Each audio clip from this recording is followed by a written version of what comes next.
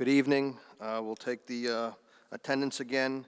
We have 122 members present, 120 members absent.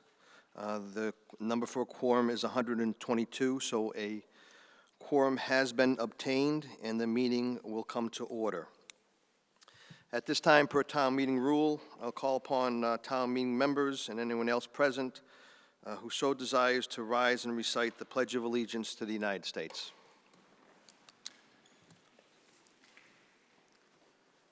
I pledge allegiance to the flag of the United States of America and to the republic for which it stands, one nation, under God, indivisible, with liberty and justice for all.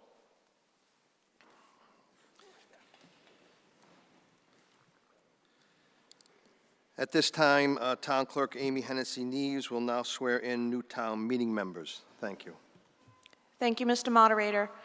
As participants, you solemnly swear to faithfully and impartially discharge and perform all the duties incumbent upon you as a town meeting member in accordance with the bylaws of the Town of Milford and the Commonwealth of Massachusetts, so help you God. Thank you. Okay, and we'll now review the meeting instructions for being recognized to speak and for voting on motions. If you wish to speak on the motion, raise a point of order or have a procedural question, use the raise hand icon or *9 in order to be recognized. If you have a computer or technical question, please call 508-603-6973 for remote support. The Q&A icon and chat icons have been disabled. To vote on motions, click yes if you're in favor or click no if you are opposed. The time allowed for voting is 20 seconds.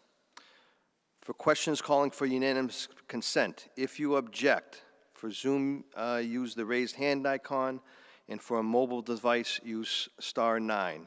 And I will verify that you are objecting contrary to the asking for unanimous consent. I just want to review quickly the speaker time rule.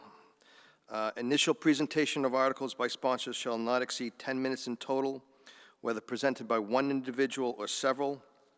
A 2/3 vote is required to extend a presentation for another 10-minute period. No person addressing the town meeting for the first time on any article shall speak for more than 5 minutes, and subsequent statements or presentations by the same person shall not exceed 3 minutes each, nor exceed 3 in number. A 2/3 vote is required to extend statements beyond these limits. What's the pleasure of the meeting? Town Administrator Villani. Move that the town vote to conduct the October 25th, 2021 special town meeting. I move that the town vote to conduct the October 25th, 2021 special town meeting remotely by means of the Eastern Point video or telephone conferencing platform.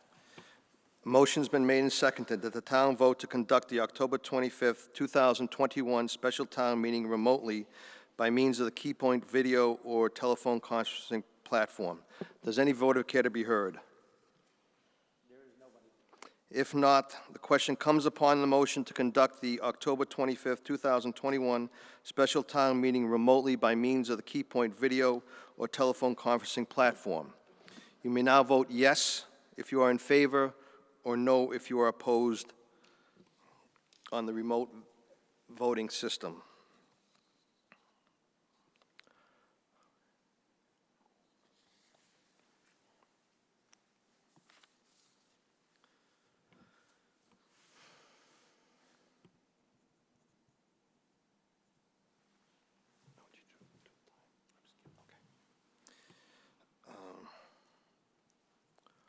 Can we have the totals?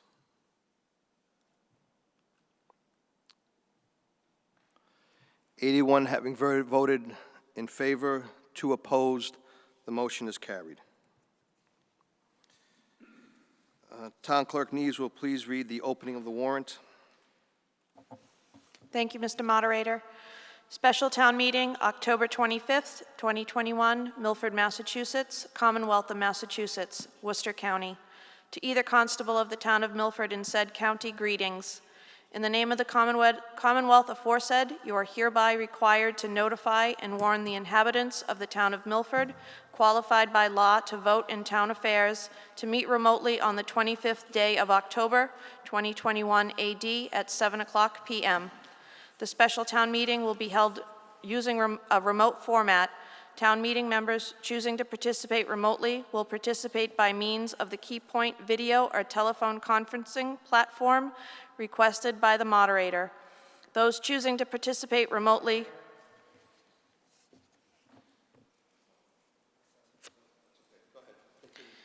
will be supplied with instructions for registering and using the Keypoint conferencing platform.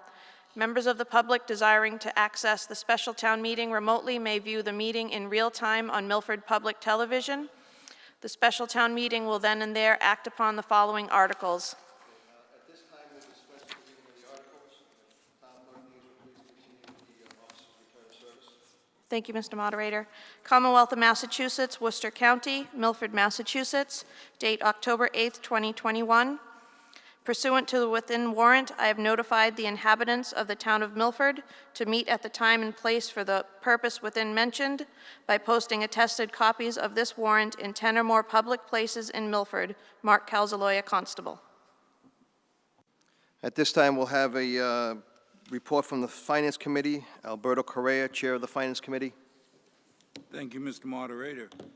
I want to go quickly tonight since we have a long warrant, but we start off the first page.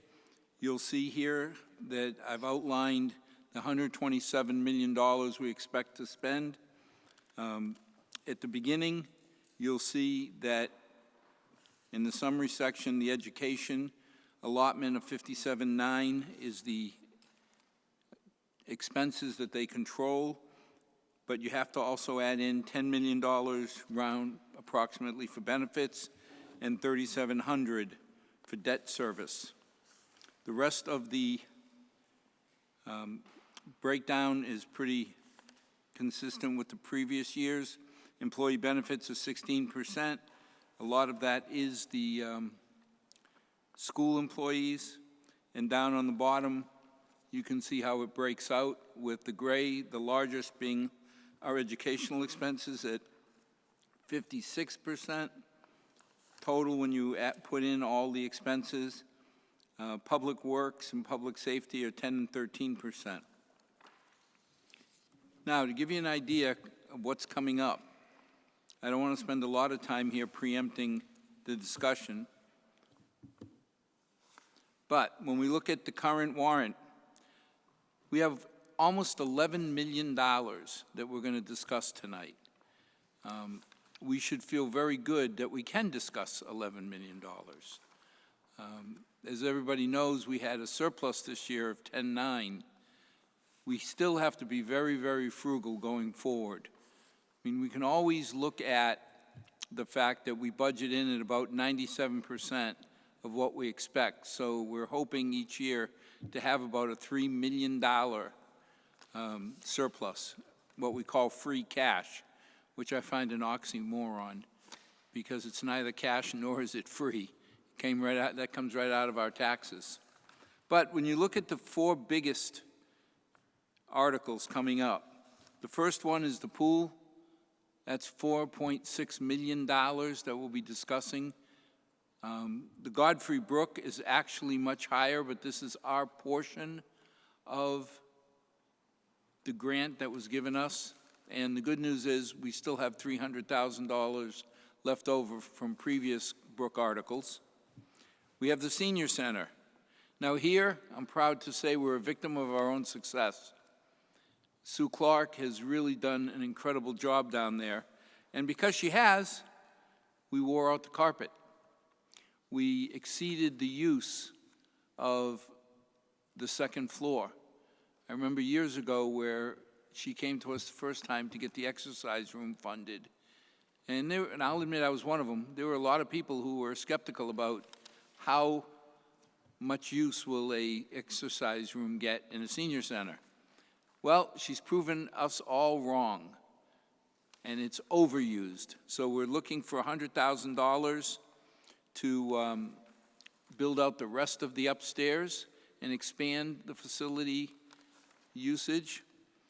We wore out the floor, $35,000 that we need to do the floor, and then painting inside $80,000 and outside $81,000. The fourth very large expenditure is the youth center, putting in air conditioning for the basketball court and dehumidification for down below. Again,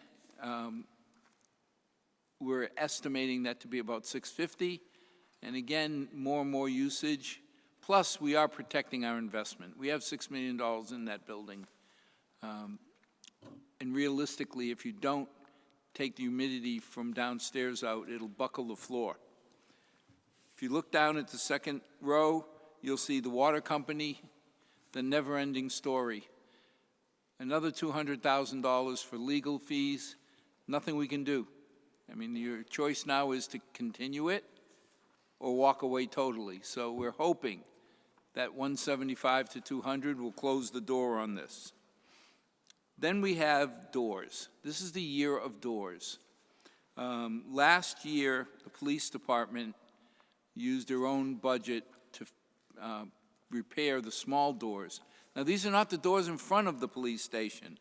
These are the large business doors where they roll in the trucks, they roll in all the prisoners. These are large, secure doors, and they run about $100,000. Surprisingly, the highway barn has 10 doors to do. And anybody who's been involved with the highway department knows the horror of having our people out there all night plowing, coming back in the middle of the night after being exhausted, and the door goes halfway down. So we've pushed it as far as we can. We're going to have to replace those doors. And then also a little sidewalk tractor. And everybody always asks, why do we need a little sidewalk tractor? Why can't we just use the ones we have, and instead of taking an hour or two to clear the sidewalks, go 3 or 4 hours? Well, the answer is simple. Without those sidewalks being plowed, schools don't open. So when you see the fact that we need 3 or 4 little sidewalk plows going at $169,000 each, it's really about keeping the sidewalks clear so that we can open school on time. Next page talks about some of the investments we're making in our town departments.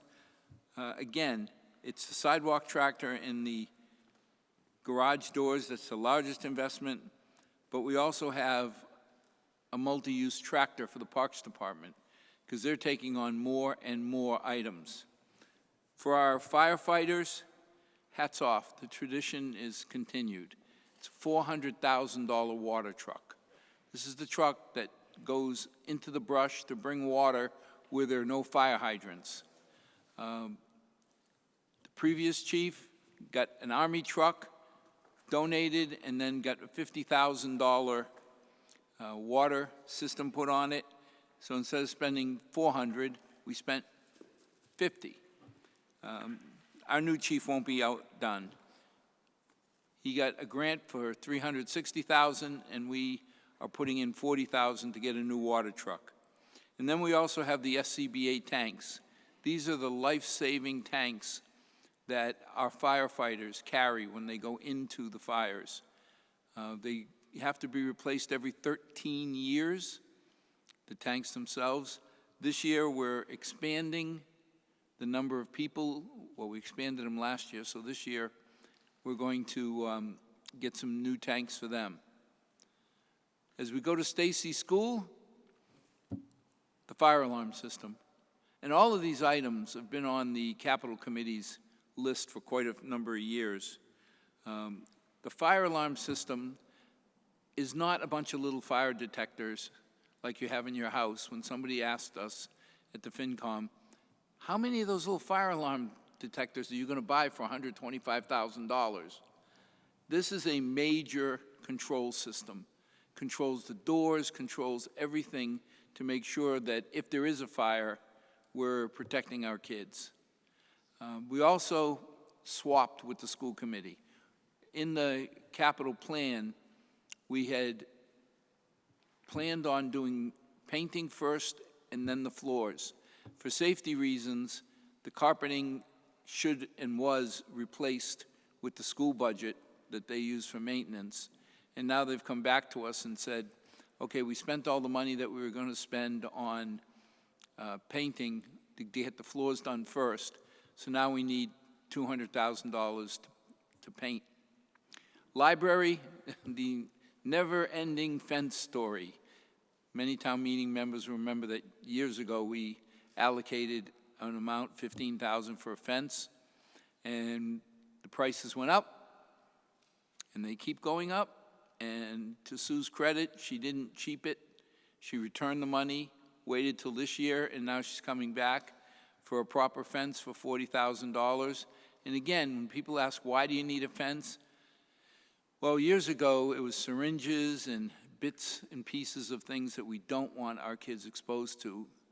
Now it's more nips, I'm being told, but one way or another, we have to fence off the area. And then we have a lighting program. Now, the lighting program is going to update all the lights. We have a problem because a lot of the lights can't be replaced anymore, and a lot of them are very inefficient. They're old lights. It's estimated that we'll save $13,000 a year, so 5.5-year payback.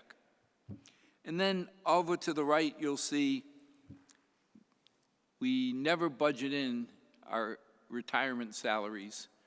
So the compensated salaries are when somebody retires and has holiday pay and sick pay that they're owed. We take it out of this account. We're averaging about $125,000. So this will keep us for 2-3 years. We're going to ask, or we've been asking Zach to put away the stone tablets for tracking employees. And at this point, the good news is the totally automated system that's going to cost hundreds of thousands of dollars, Zach put off for a year or two. So for $21,000, we can push that off. ADA compliance, again, never-ending story. We don't know what the number's going to be. But we're told that if we put this 150 in each year, we're compliant with the compliance. And the good Dr. Villani is taking steps to look at all the municipal buildings, schools and municipal, to divvy out the money we need in the most urgent areas. We have a building that we have $100,000 set aside for demolition on Depot Street. We need another 100. The good news is that'll all get paid back. Someday when somebody wants to sell that land, we'll get all this money back. Last two items in the general are cemetery. We had a wonderful resource, Miss Lynn Lovell, who seemed like she knew every grave by memory. Well, today we can't do that anymore. Lynn is passed on, and we need to automate how we map and make the information available. And then finally, I put the $10,000 leaf blower on there because people are thinking that going to go down to Lowe's with the little electric leaf blower. No. When you talk about tens of acres of leaves, you can't carry a backpack or have a little electric. This is a riding mower. And then finally, $3 million towards stabilization. And if you give me the next slide, question always comes up. Why do we need to put more money in stabilization? And the answer is simple. There's a school coming. And then people ask, well, you just said there was a school coming 2 years ago. So I wanted to put up a slide to put it in perspective. We have 5 major schools in the town of Milford. Each school lasts 40 to 50 years before you have to do some major renovation. So every 8 to 10 years, you better be saving. The big one's coming up, the high school. Now, until we get the school building administration to put us on their list, we're not moving forward because we believe it'll be about $175 million to renovate the school. And we're hoping to get 45% of it back from the SBA. And it sounds crazy, but new high schools are going 250, 300 million. It is what it is. Now, just to put it in perspective, when you say, why are we putting money away? our portion of the high school is going to add about $7 million in annual debt service. Hard to believe, but those are the numbers. Next one, please. We've all heard a lot about 10.9 million in free cash. And again, that term just always bothered me because it's not free, it came out of our taxes. So keep in mind, this is excess. This is very hard work by our department chairmen and heads to not spend over their budget. The plan, if everything goes through that we've worked out, is if Pheno Field Pool is approved, we would pay for it out of the cash, $4.6 million. We have another $1.9 million of capital and warrant items. Now remember, we budget $1.5 million every year to take care of capital, but it's never enough. So this 1.9 would pay off the rest. $3 million into stabilization leaves us $1.5 million that we want to keep for the spring. You never know what's going to happen. We want to keep usually $1 to $2 million of unspent money. This year, we may get on the SBA list, and that means we got to move on a feasibility study for the high school, and that's going to cost $1.5 million. So there's no coincidence that these numbers all add up to the 10.9 or $11 million we spent. Another question that always comes up, how much do we have in stabilization? Well, our traditional stabilization account, I'm proud to say, has $22 million. And the shorter-term stabilization account has 6.7. So we're sitting on close to $30 million in stabilization. When we look, next page, when we look at debt service, this may be too small to see, but at the top of the screen, it says the debt service for this year is $4.7 million. That's what we're paying in interest. Now, I put up this long list, not to confuse, but to show you that some items are long forgotten. If you look at this list, you'll see things in here that building remodeling at Stacy, building remodel Milford High School parking lot. We've forgotten about that. That was 10 years ago or more. But the bonds are for 20 years. So we still keep paying. Right now, we have $40 million left of $70 million worth of bonds. And the Select Board has taken steps to look at our future by allocating from the ARPA, the federal money, up to $1 million to make sure the Geriatric Authority stays whole. That's it. But I want you to know, in general, if I'm asked the question, how's Milford doing? I think we're doing fantastic. Why are we doing well? Because the department heads and everybody associated with spending money has truly spent it well. And that's the end of my report. Thank you, Mr. Correa. What's the pleasure of the meeting? Article 1. Article 1, that the town vote to transfer the sum of $300,000 from Fund 4028 to be utilized by the Milford Highway Surveyor for the purpose of replacing two sections of the Godfrey Brook Culvert. One section between West Street and Church Street, and another section from Church Street to Water Street.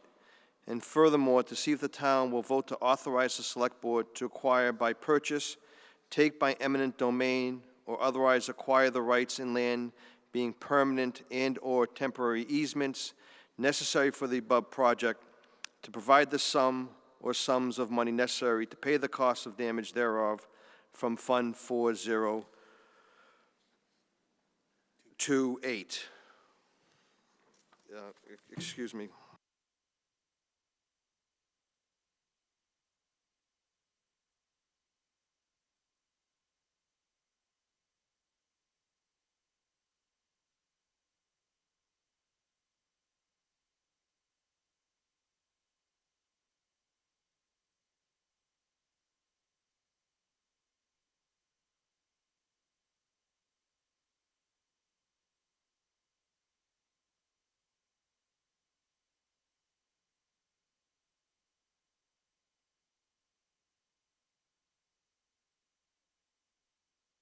Okay, I will read the last phrase of the motion again. To provide the sum or sums of money necessary to pay the costs of damage thereof from Fund 4028.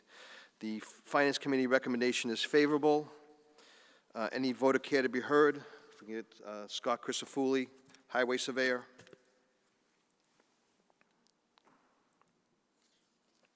Mr. Crisafulli. Thank you, Mr. Moderator.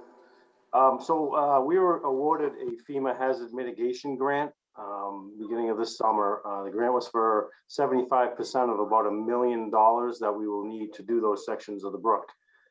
So the money will be used to rebuild the brook and design, construction, and easements. This brook has caused some serious house flooding on Mayhew Slip, Water Street, and everything downriver. Anyone who's ever been on Water Street after a major storm will see that.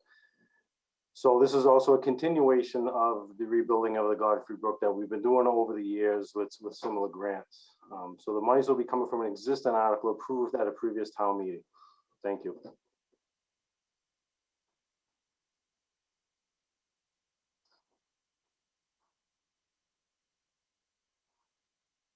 Any other voter care to be heard?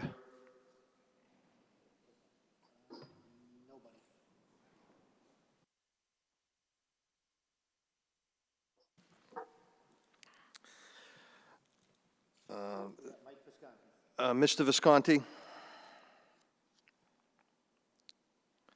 Thank you, Mr. Moderator. Just one quick question. Is this the last section of the brook that we need to repair? Thank you. Any other voter care to be heard?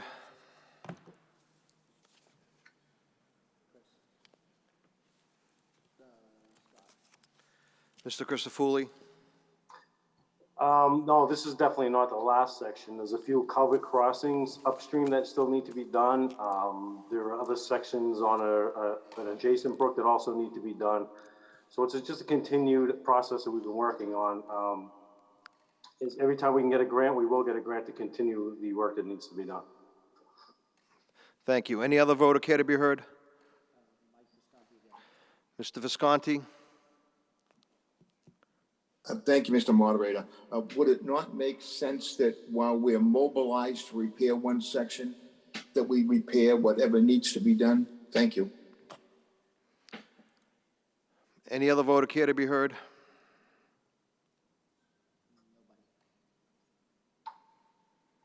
If not, the question comes upon the motion as presented. Yep, the voting slide, please. Again, all those in favor will vote yes, and all those opposed, no.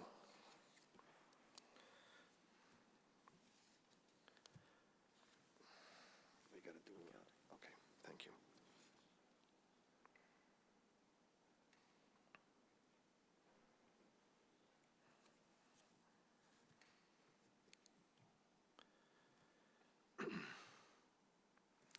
(102) having voted in favor, none opposed, the motion is carried unanimously. Article 2, that the town vote to transfer the sum of $35,500 from the excess and deficiency account to be spent under the jurisdiction of the fire chief for roof and siding repairs at the Birch Street Fire Station. Finance Committee recommendation is favorable. Fire Chief Mark Nelson.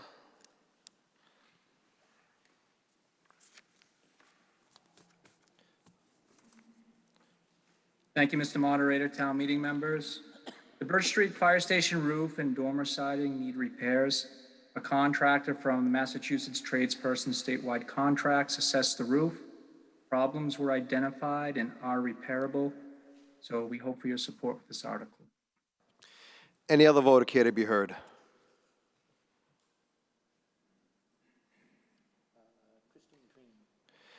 Yes, Mrs. Crane. Yes, hi. Quick question. Is it 35,000 or 35,500? The amount is $35,500. Any other voter care to be heard? Oh, it said just 35,000, so. If not, the question comes upon the motion as presented. All those in favor will vote yes. All those opposed, no.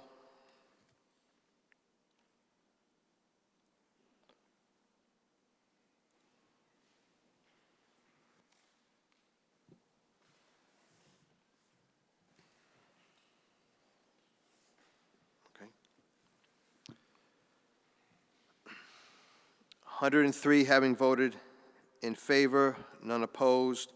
The motion is carried unanimously.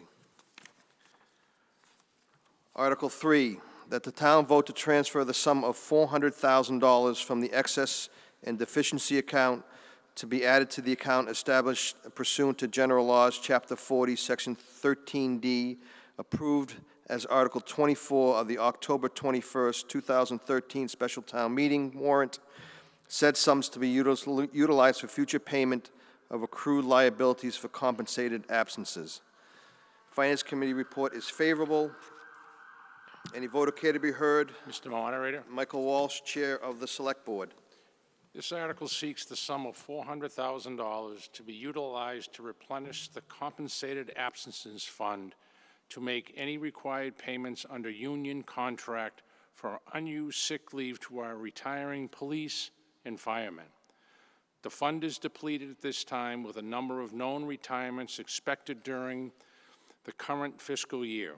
We need to add this fund in order to meet our obligations to our retiring police and fire personnel. I urge your support on this article.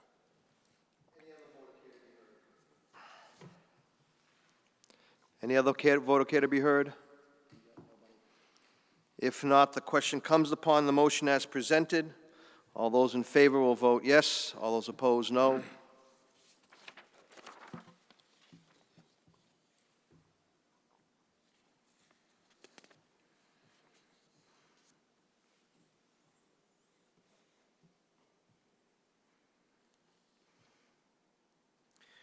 "96 haven't voted in favor, none opposed. The motion is carried unanimously. Article 4, that the town vote to transfer the sum of $21,000 from the excess and deficiency account to be utilized to purchase a new web-based time and attendance tracking system for town employees. Finance Committee recommendation is favorable. Any vote or care to be heard? Zachary Taylor, Finance Director. Mr. Taylor. Moderator, as this article states in the title, this is to purchase a new web-based tracking system. The current system, as Chairman of the FinCom, Al Carrere, had presented, is inadequate as it was a paper-based system. The complexities of the union contracts along with the personnel board has proven to be inadequate. This is not only to enhance the employee experience, as the article states, but also will serve to be very valuable for the town as the employer when it comes to payouts of separation pay, just like the previous article that was approved, as well as from time to time legal issues.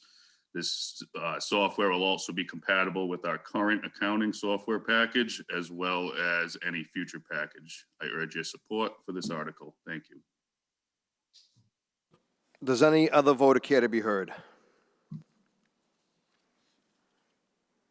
No? If not, the question comes upon the motion as presented. All those in favor will vote yes. All those opposed, no.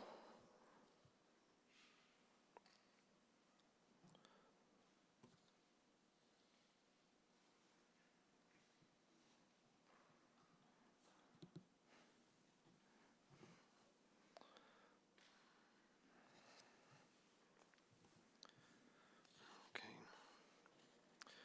105 having voted in favor, 2 opposed. The motion is carried. Article 5, that the town vote to transfer the sum of $200,000 from the excess and deficiency account to be utilized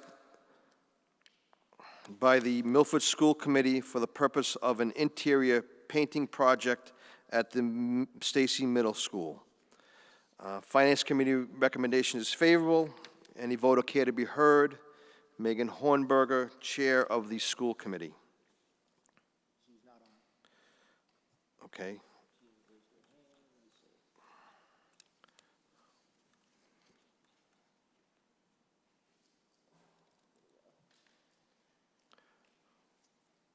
Thank you, Mr. Moderator. Town meeting members, these funds are being requested to complete a much-needed interior painting project at the Stacy Middle School. The school walls and ceilings are in serious need of painting as the last project was completed in 1995. We appreciate your support. Any other voter care to be heard? If not, the question comes upon the motion as presented. All those in favor will vote yes. All those opposed, no.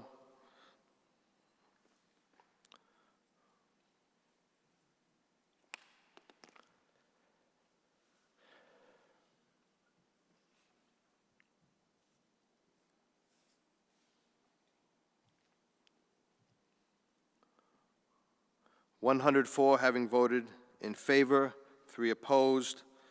The motion is carried. Article 6,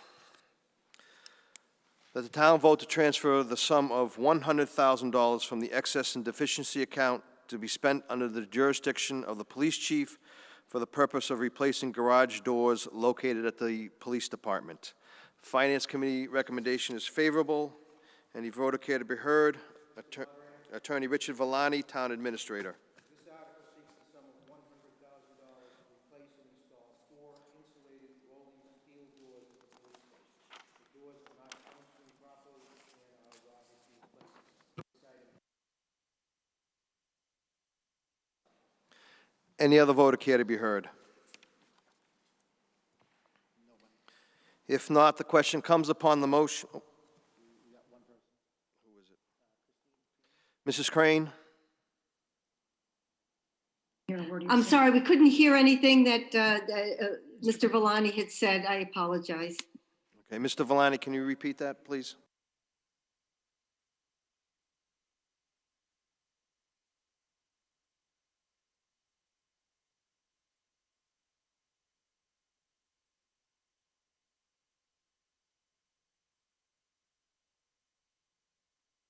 Okay, any other voter care to be heard? Mrs. Crane?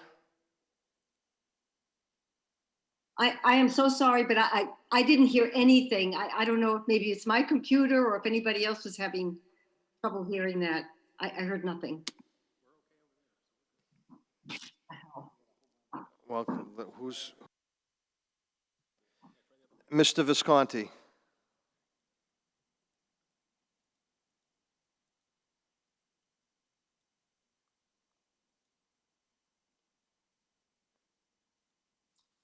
I'm sorry, I had to unmute. What I was trying to say was, I heard nothing that Mr. Villani said either. So it appears that there may be a problem at the source. Thank you.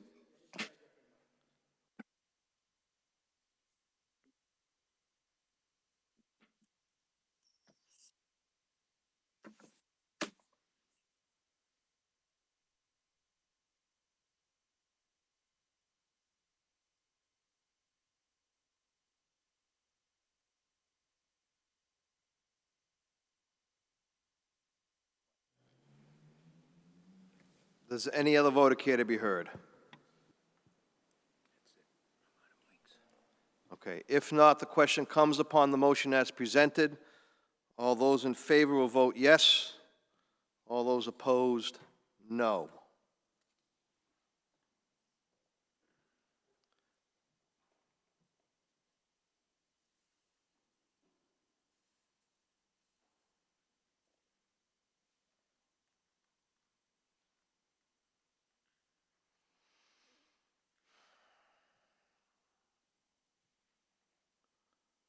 (108) having voted in the affirmative, in favor, none opposed. The motion is carried unanimously. Article 7, that the town vote to amend the Milford Personnel Bylaws, Section 3.13, by striking the word grade and entering in its place the word step, so that Section 3.13 shall read as follows. All employees who are rendering satisfactory service in the opinion of their department head and who are under the maximum wage or salary rate for the positions in which they are employed shall be advanced to the next step annually, 1 year from the date of employment or date of advancement to present step. The Finance Committee recommendation is refer to sponsor. Any voter care to be heard? James Legore, Vice Chair of the Personnel Board. Mr. Legore.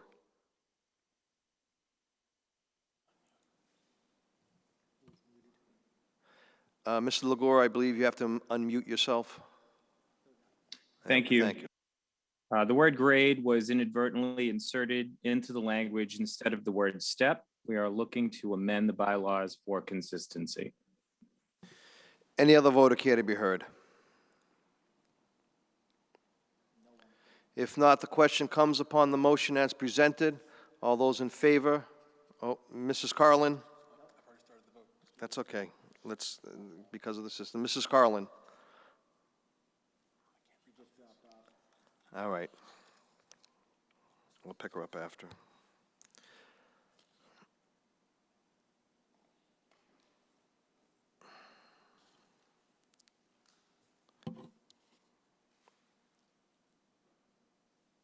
Okay, almost.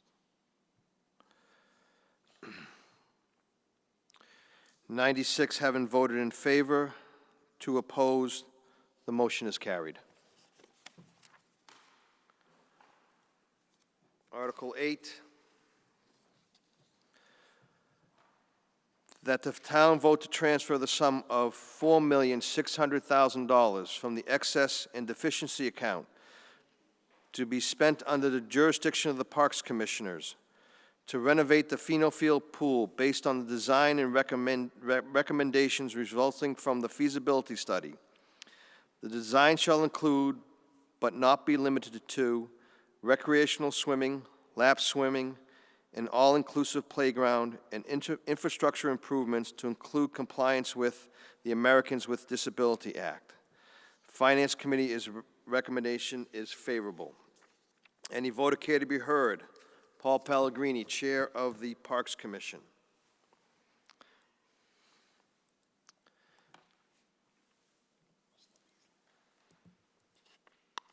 Mr. Pellegrini?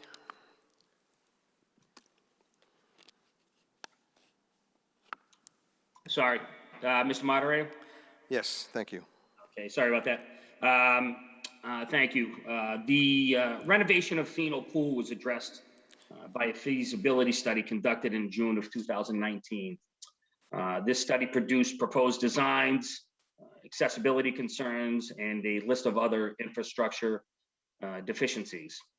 If the town meeting members decide tonight that the pool is not to be renovated, it has been decided by the commissioners that the pool would no longer be able to operate and be in service. We ask for your support on Article 8. Any other voter care to be heard? Mr. Abisla. Thank you. Can you hear me? Yes, we can. Thank you. I am not opposed to this motion. I am opposed to the transfer of the sum of $4,600,000. As Mr. Correa showed us previously, we have a number of long-term debt that is at higher interest rates of 4.5%, et cetera. We're using $4.6 million of free cash to pay for this facility. When we were talking about buying the water company, we were told it's a fabulous time to get bonds because the rates are so low, it's in our benefit.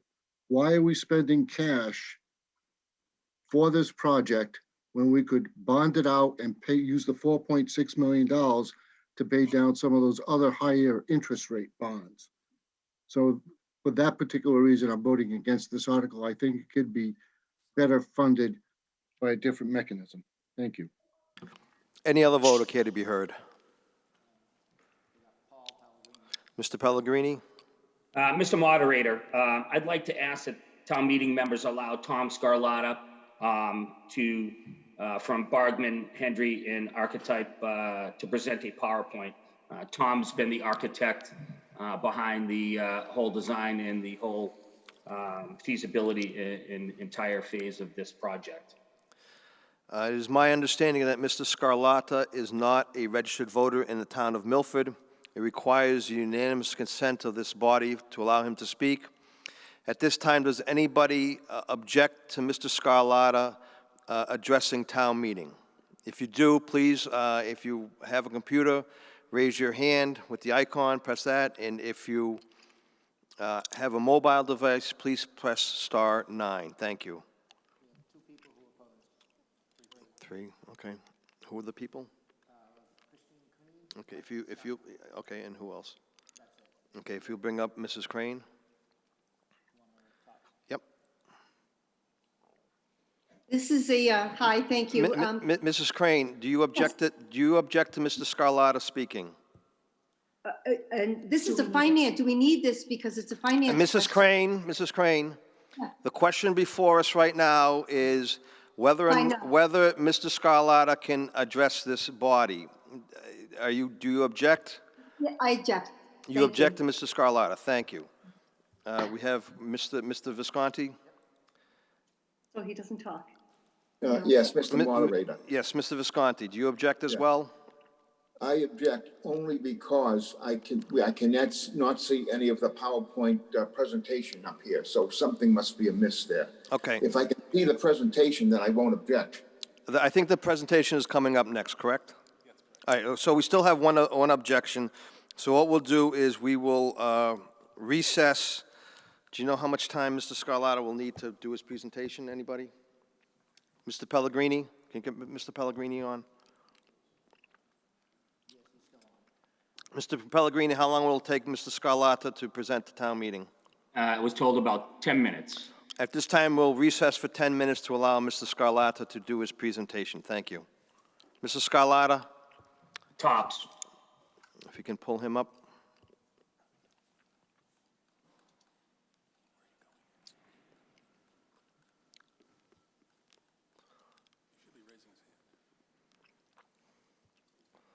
Okay, Mr. Scarlata, you have the floor.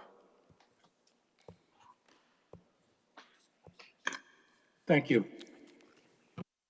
Do you have the PowerPoint? Yes, we do. Okay.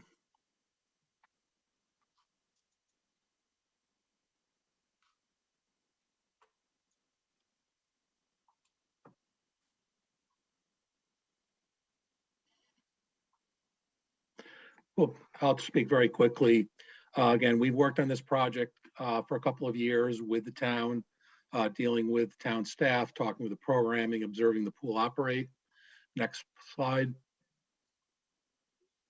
Again, we know the existing pool, which is a very unusual shape, built against a wall directly against into the pond. There's an existing bathhouse building that provides support for the pool as well as other areas of the park. And then a underground filter structure, which is problematic in terms of the way it operates. Next. Just some images of the pool. Again, we're building directly adjacent to the pond. We have this, that's the underground structure. Next. And that's the existing filter building, which is adjacent to the ball field. The next slide. Okay, next slide. What we're proposing is to build within the existing footprint to avoid disturbance of the wetland area along the edge of the pond area, building an area for recreational swimming as well as measured lap swimming, a zero depth entry area, so it's a beach entry with some water features, and a spray deck. We would build on top of the existing foundation, on the existing filter structure, the new filter building so that the filters and pumps can be housed above grade, easily accessible and maintainable. We would bring the grade up slightly at this, so we would be filling in the pool to eliminate the little step down that occurs from the walkway to the pool now, making the pool deck accessible. Next. We would build a bathhouse structure and control point at the parking lot side so that as people enter the pool complex, there's a control and check-in point directly at the front, as well as having toilet and shower facilities prior to entering the pool or walking to the other end of the pool. The structure can also be being designed so that in the when the pool is not in use, the toilets become a comfort station for the remainder of the park or the bike path. So this is becoming an amenity for the entire park, not just the pool. The site plan also includes a fully accessible playground that will be accessible from the pool as well as the playground. And the bathhouse structure, the existing one, will be reconfigured slightly so that can provide support and bathrooms for the ball field. So again, taking another structure that we're working on as part of the pool, but enhancing it so that it can be used when the pool is not in use for the baseball fields. Next. Again, this was just some of what I just spoke about as a point. Next slide. And then the budget, this was the breakdown that was provided to the town, which is what's the basis of the request. And that's it. Thank you. The meeting will come back to order. Does any other voter care to be heard? Mr. Visconti. Thank you, Mr. Moderator. I move to amend the current motion in the following way, by deleting the amount of I believe it was $4.6 million, and inserting in its place the sum of $560,000. Thank you.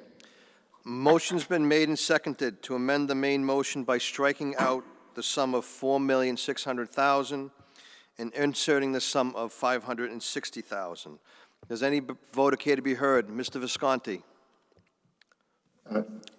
Thank you, Mr. Moderator. Ladies and gentlemen, the sum of $560,000 represents the alternative, the second alternative in the feasibility study, which will solve all of the critical issues plaguing the current pool. Can you ask Tom? I know, I understand, but I'm saying if Tom spoke to it, like meaning if he had a response, we don't have to. So I would ask that by approving this amendment of $560,000, not only will we solve the issues plaguing the pool, we will save the taxpayers over $4 million. Additionally, I would like to hear from the Finance Committee as to why they rejected the $560,000 option. In any case, please vote yes on the amendment. Thank you. Does any other voter care to be heard? Peter who? I don't know.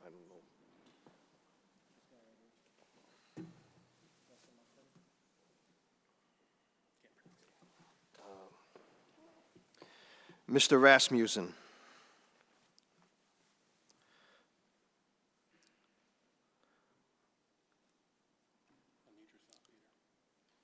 Mr. Rasmussen needs to unmute himself. Okay, sorry about that. Okay, I think 4.6 million is a lot of money to spend at a time where Milford Pond is going back to Cedar Swamp and can no longer be used recreationally boating. That was it.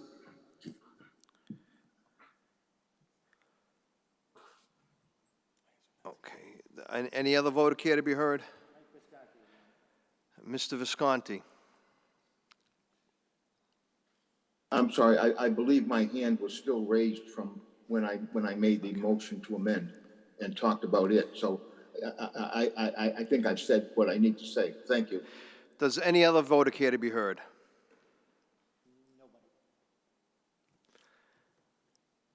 Okay, if not, the question comes upon the motion to amend the main motion by striking out the sum of $4,600,000 and inserting the sum of $560,000. All those in favor will vote yes. All those opposed to the amendment will vote no.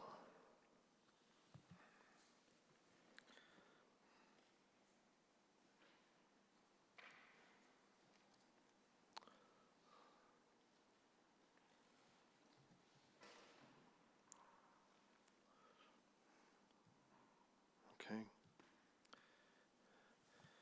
I can't see what that amount is. That's all right. 22 having voted in favor, 89 opposed. The motion to amend is defeated. Does any voter care to be heard on the motion as presented, the main motion as presented?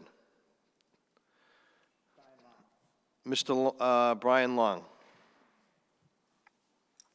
Can you hear me? Yes. Brian Long, Precinct 5. Thank you, Mr. Moderator. I would like to try to get an idea of why this was selected over the other options. I do recall being part of the meeting or whatever that happened before the pandemic that talked about there being multiple options. So I'm just curious the thought process that went into this. I think it's beneficial for us to know that reasoning, especially when we're considering spending $4.6 million. Thank you very much. Any other voter care to be heard?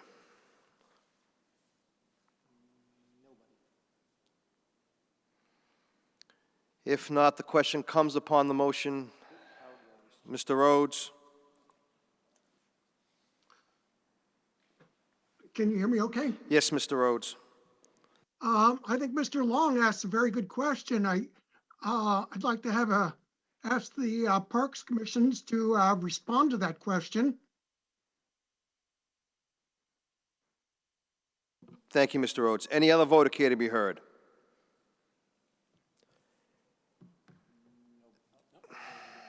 Mr. Rhodes?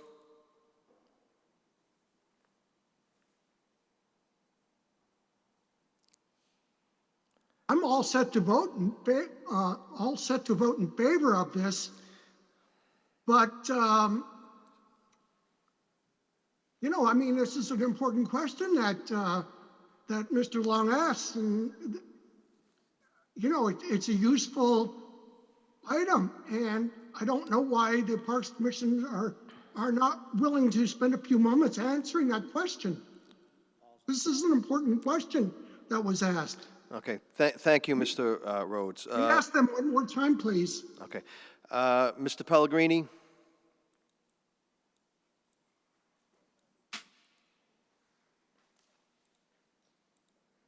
Sorry, can you hear me? Yes, Mr. Pellegrini, thank you. All right, so sorry, Harold, my hand was up. I was having a little issue here with my computer.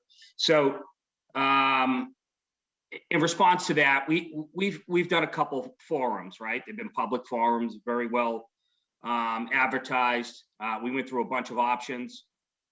We had 3 to 4 sketches of what would be beneficial in the area, right, of the pool. And obviously we had to address a bunch of things, ADA, all the deficiencies that were involved in the pool. So Tom Scarlatta presented us with a bunch of different options based on the experiences that he had with other towns, such as Waltham, one he's doing in Salem, what would best fit our needs. So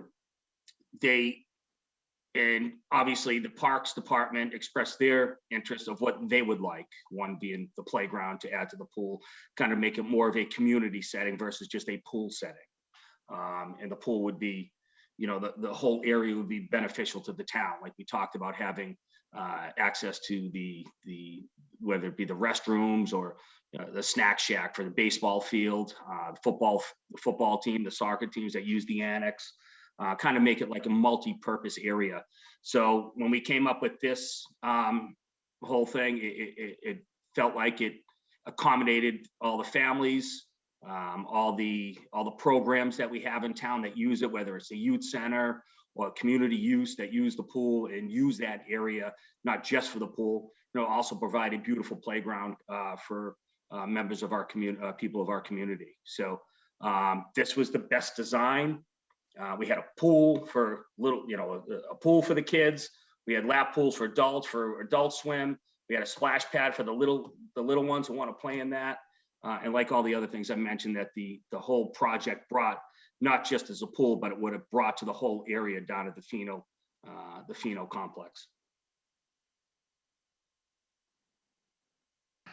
Any other voter care to be heard? Mr. Visconti? Thank you, Mr. Moderator. Can somebody please from the Parks Department tell us what they have calculated the ongoing yearly maintenance of this facility to be in terms of dollars every year? Thank you. Any other voter care to be heard?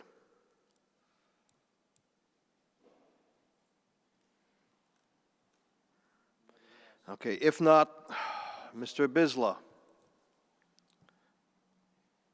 Yes, thank you. I noticed no one had addressed my concerns about the funding.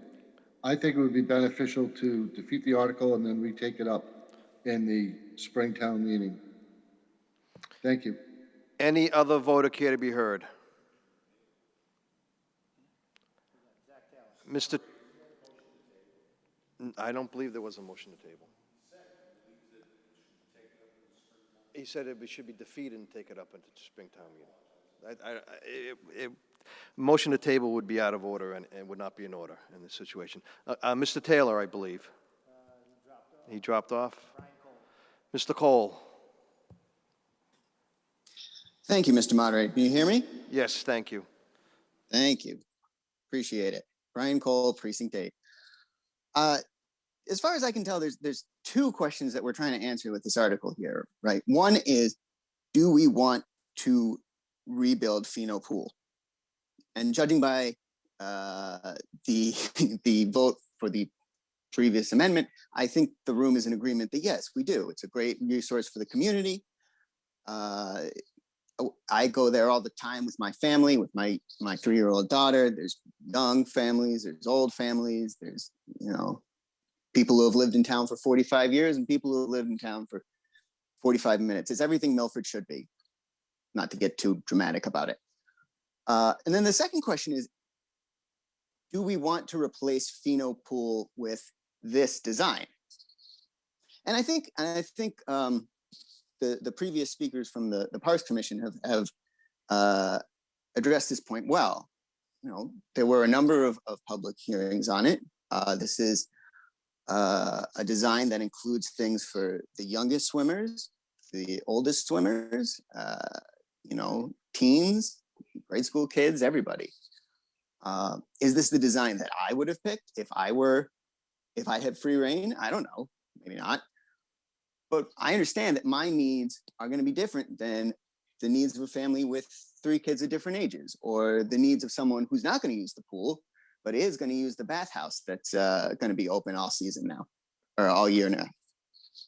So for those reasons, I think this is a good investment in our town's quality of life.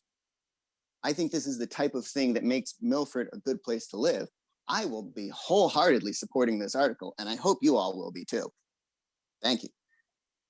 Any other voter care to be heard? Mr. Moran from the Finance Committee, member of the Finance Committee. Thank you, Mr. Moderator.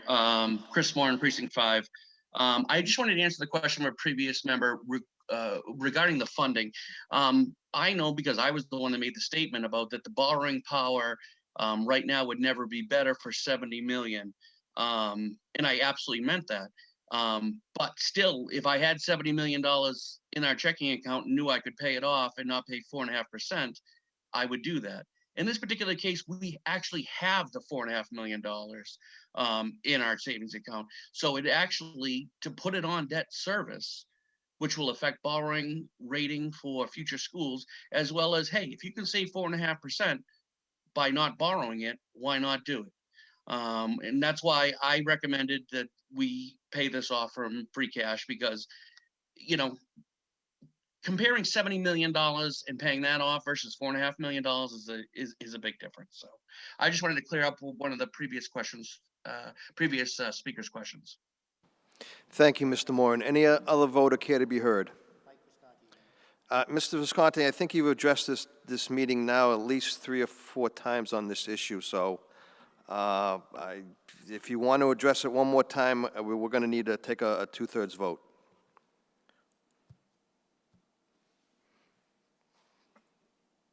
Well, I believe I only addressed the actual article twice.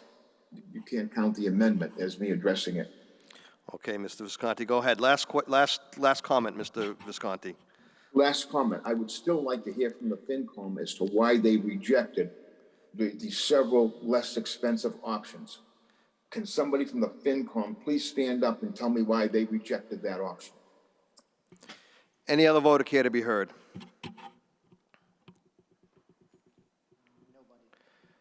If not, the question comes upon the motion that the town vote to transfer the sum of $4,600,000 from the excess and deficiency account to be spent under the jurisdiction of the Parks Commissioners to renovate the Pheno Field pool based on the design and recommendations resulting from the feasibility study.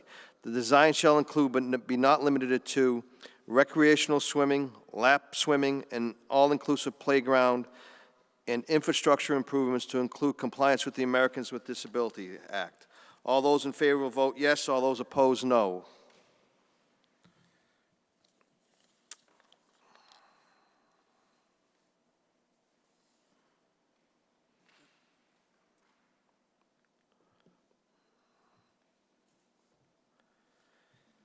(97) had voted in favor, 16 opposed.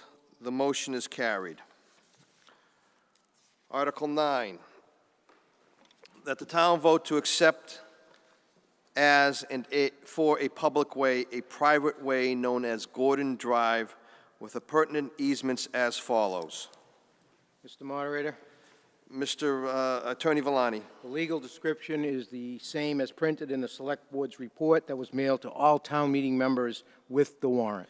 Since the legal description is the same as printed in the Select Board's report that was mailed to all town meeting members with the warrant, we will waive the reading of the motion. Planning Board recommendation is favorable. Mr. Moderator. Attorney O'Loughlin, member of the Select Board. Mr. Moderator, F&D Realty Corporation has petitioned the town to accept Gordon Drive as a public way. All required review by the Planning Board and Conservation Commission has been completed and approved. At a public hearing held August 9, 2021, the Select Board voted to accept Gordon Drive as a public way. The Planning Board and the Town Engineer have also recommended favorable action. I urge your support of this article. Does any other voter care to be heard? If not, the question comes upon the motion as presented. All those in favor will vote yes. All those opposed, no. Sure.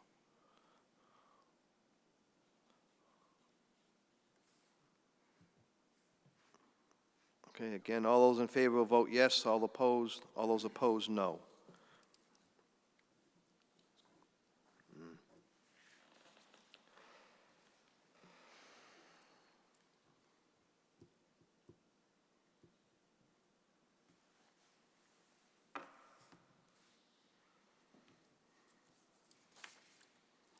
Okay.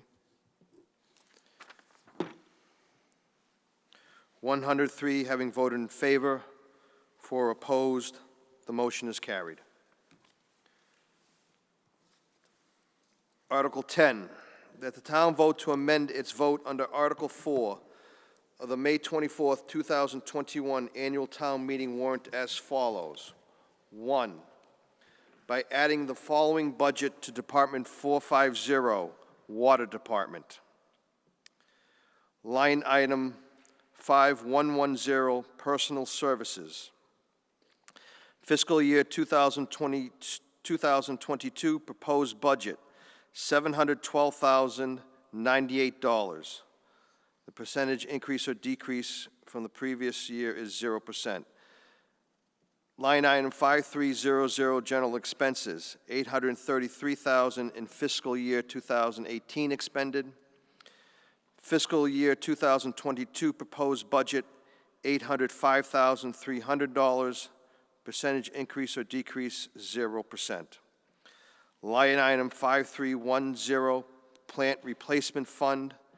Fiscal year 2022 proposed budget, $500,000. Percentage increase or decrease, 0%.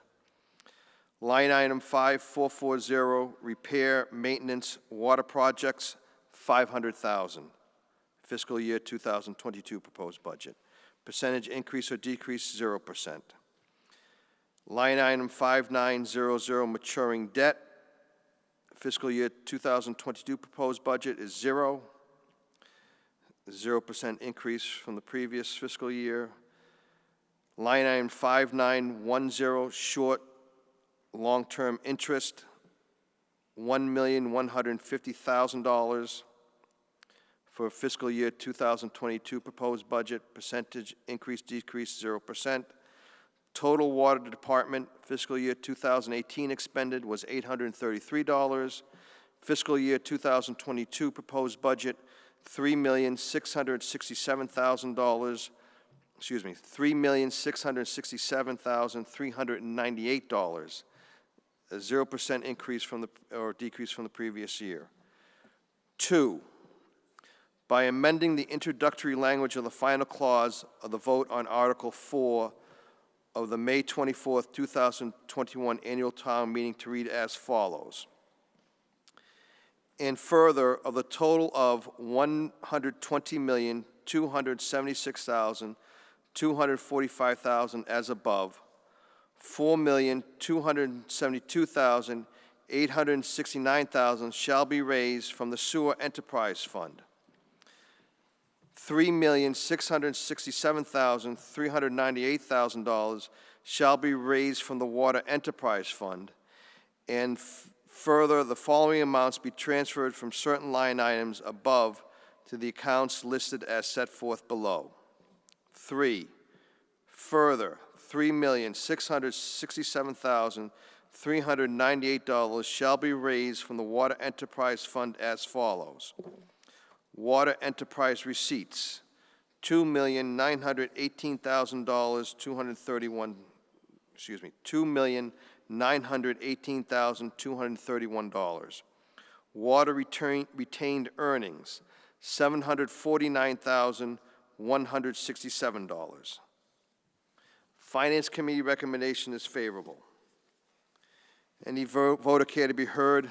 Mr. Taylor from the Finance Director.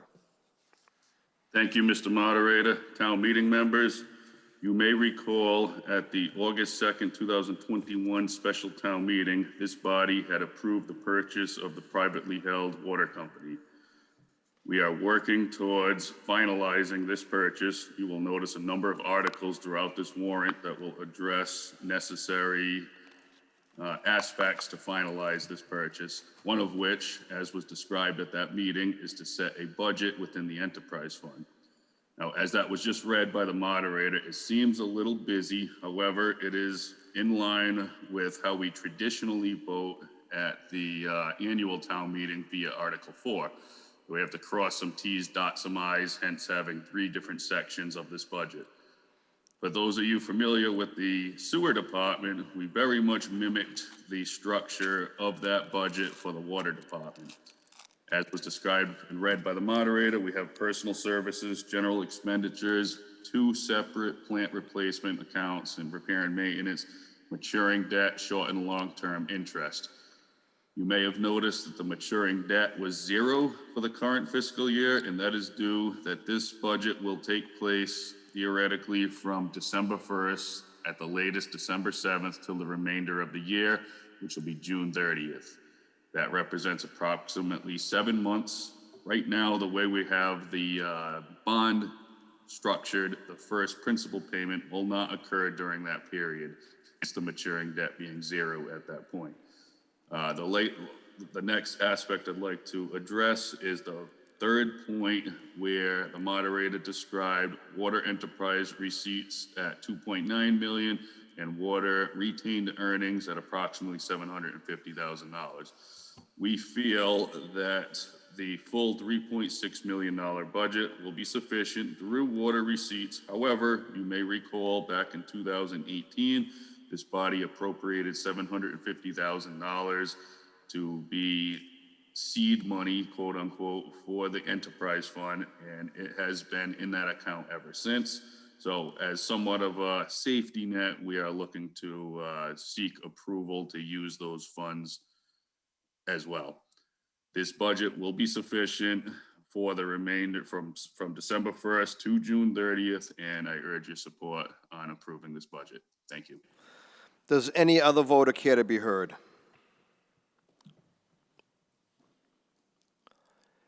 Mrs. Abisla.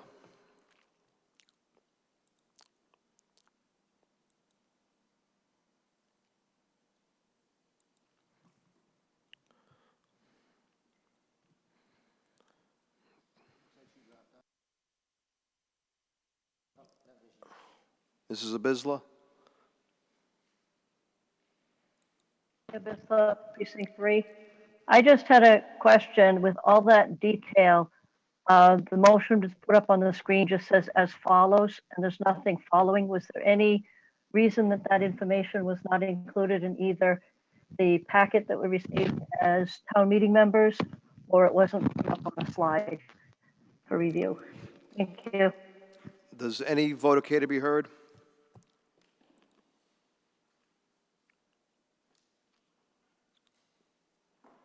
No. If not, the question comes upon the motion. Mrs. Wojcik?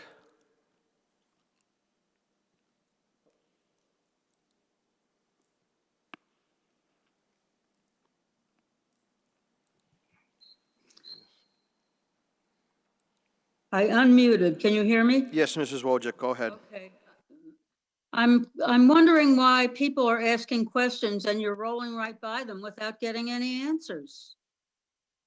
She asked a question. Where's the information? Why isn't it here? Why isn't it anywhere? Simple question. Thank you. Does any voter care to be heard? Mr. Taylor?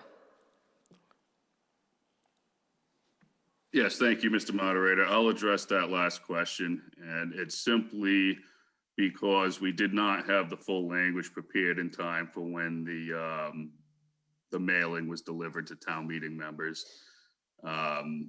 It's in the form of a chart. I'm not sure why it wasn't displayed on the screen here. However, that's the answer. We didn't have it finalized for the mailing.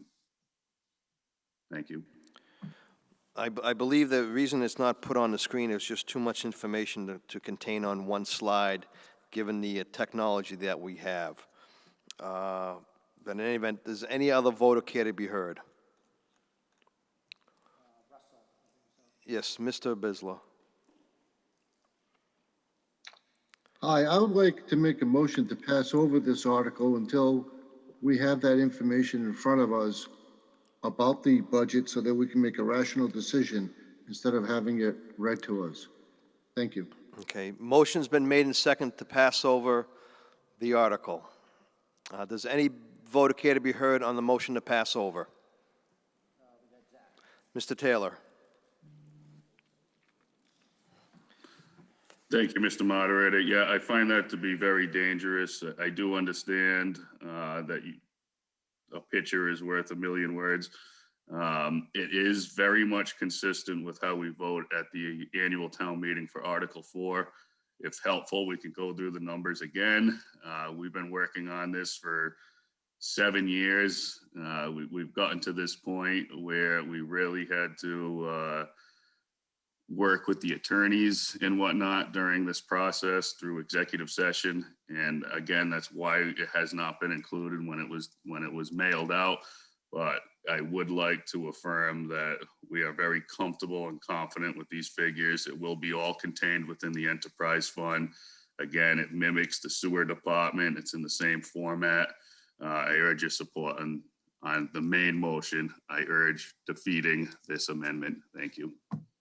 Does any other voter care to be heard on the motion to pass over? Mr. Moran? Thank you, Mr. Moderator. Chris Moran, Precinct 5.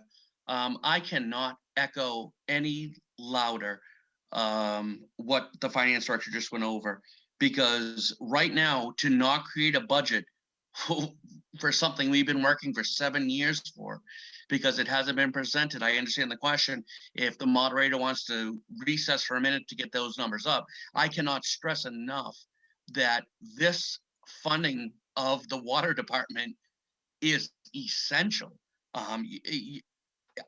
I don't even know what to say. If we need more time, then maybe the moderator will recess, but I cannot stress enough to the voters how important it is that this article gets funded. Thank you very much. Okay, thank you, Mr. Moran. What we'll do at this time, if everybody will hold on, we'll recess for a few minutes to allow Mr. George a time to take a picture of this and capture it and put it on the screen so everybody can take a look at it. So we'll just recess for about 5 minutes. Thank you. The meeting is back in order. We have the motion up on the screen. I hope everybody can see it. So I'll just give a few seconds, digest it a little bit.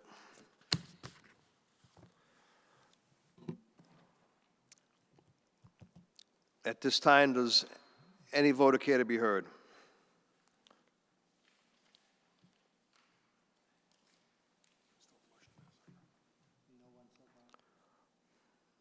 Any voter care to be heard on the motion to pass over? Mr. Bontempo. I was just going to ask, are we still considering the motion to pass over? Yes, we are. Motion to pass over is still on the floor. Any voter care to be heard on the motion to pass over? If not, the question comes upon the motion to pass over. Article 10, all those in favor to pass over Article 10 will vote yes. All those opposed to passing over Article 10 will vote no.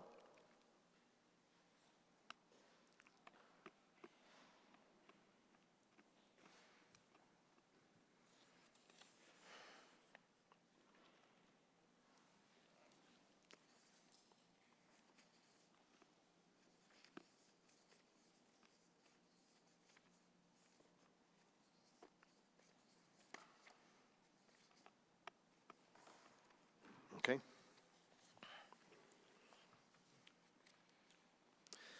(15) having voted in favor, 89 opposed, the motion is defeated.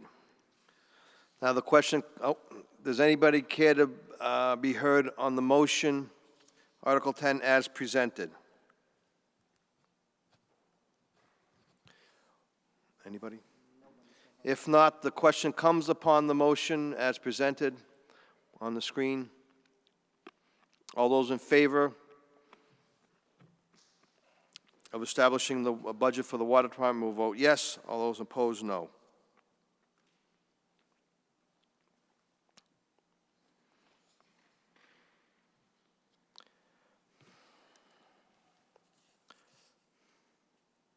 Okay.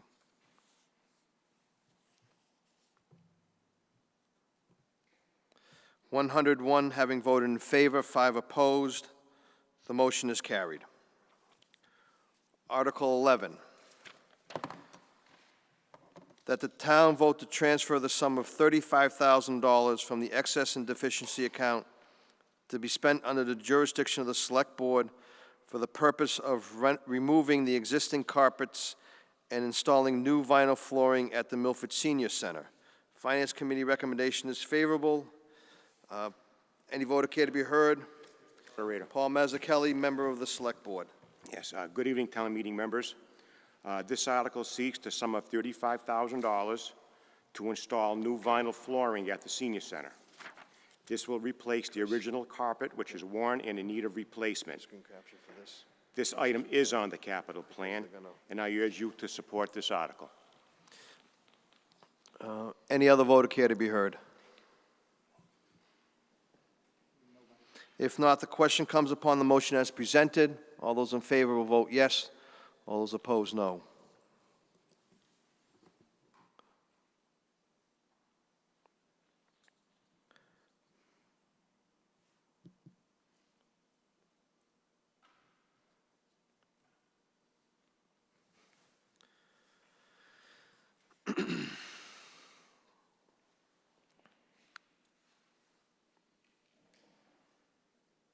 Okay.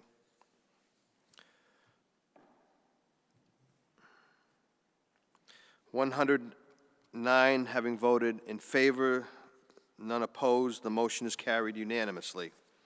Article 12, that the town vote to set the rates of pay based upon a 40-hour work week for positions under the Board of Water Commissioners of Milford for fiscal year 2022 as follows. Treatment plant operator, hourly rates $29.03, $33.33. Distribution crew, hourly rate of $23.65, $27.95, $31.18, $32.25. Machine operator foreman, hourly rate $33.30. Distribution treatment, hourly rate $32.25. Meter reader, hourly rate $25.80. Office manager accounting, $49.62 hourly rate. Clerk, HR representative, hourly rate $25.26.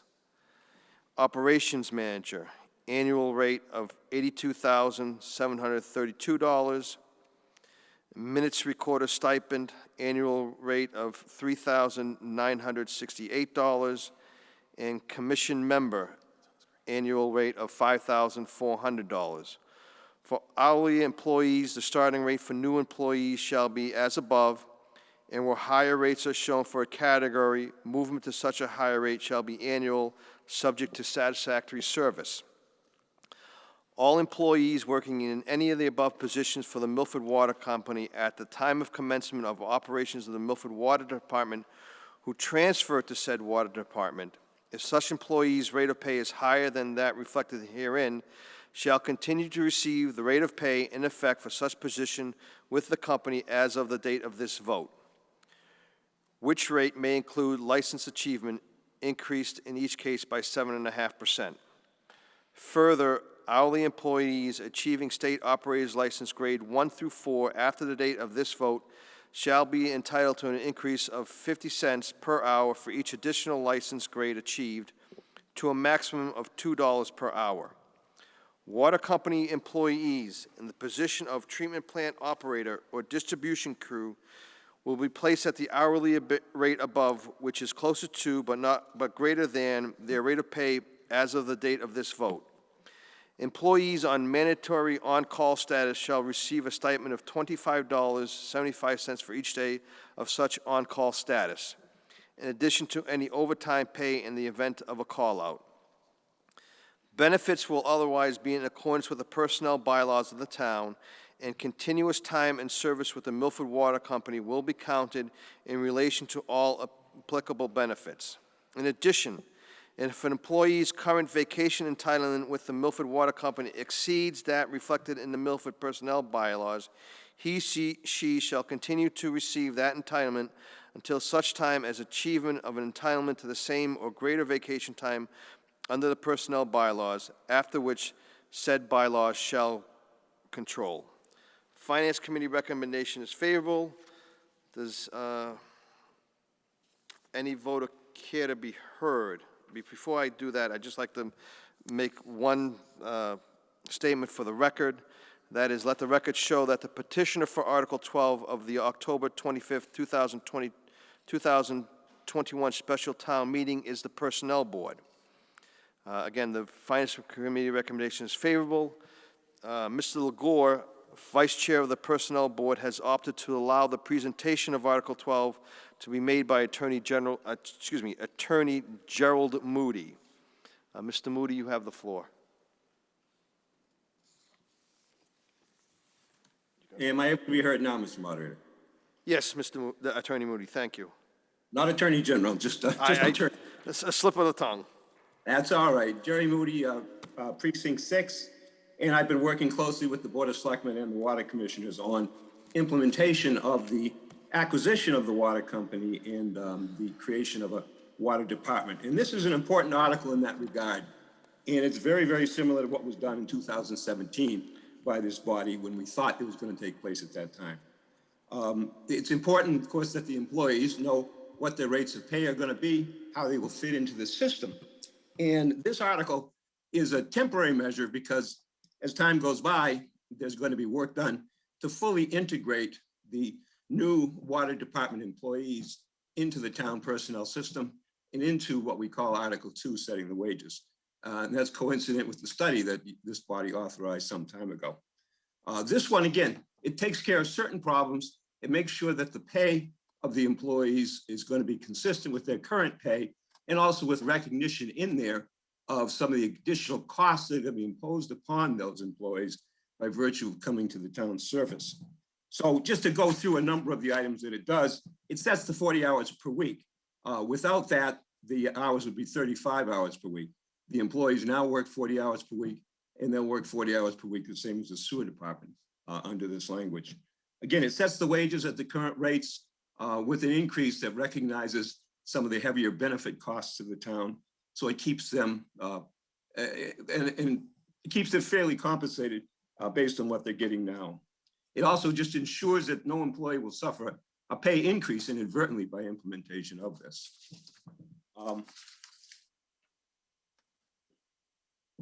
It also continues the employee's compensation, which is currently in effect for certain license levels which they acquire, which are very important in terms of the state licensing, the same as the sewer department gets right now. They also get a similar kind of stipend for achievement of certain levels, which again are very important. It also allows for the continued on-call pay, which is very important. Certain employees at certain times, weekends, holidays, have to be on call for emergencies at the plant or in the field. And right now they get compensated to be on call in addition to overtime if they are called. And this allows that to take place under our bylaws. And again, after the study is being done, the study being done by the Personnel Board, after that's completed, hopefully by the annual town meeting, there can be a full integration of these employees into the system. But this will allow the smooth transition. And both the Select Board and the Water Commissioners agree that this is getting these employees, attracting them to the town service is going to be crucial in making sure there's no disruptions, no difficulties in the provision of water and water supply going forward. And we're very hopeful that with this kind of changes, which we've talked about, we've met with the employees and talked about it, that can take place and that we hopefully will get most, if not all, of the employees into the town service so they can be a very smooth transition. So on behalf of the Select Board and the Water Commissioners, I really strongly urge your support for this article. Thank you. Thank you, Attorney Moody. Does any other voter care to be heard? Mr. Rhodes. Thank you. Mr. Moody, I have just a few questions. Well,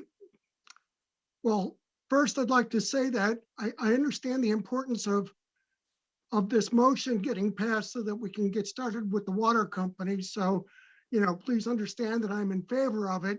I just object to it on the basis of, as the former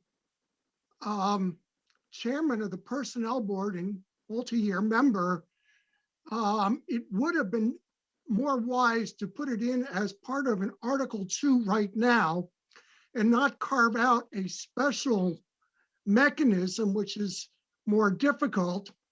And as an example, my question to you, Mr. Moody, would be, will these positions be advertised, and are other persons working currently in the town of Milford able to apply for these positions?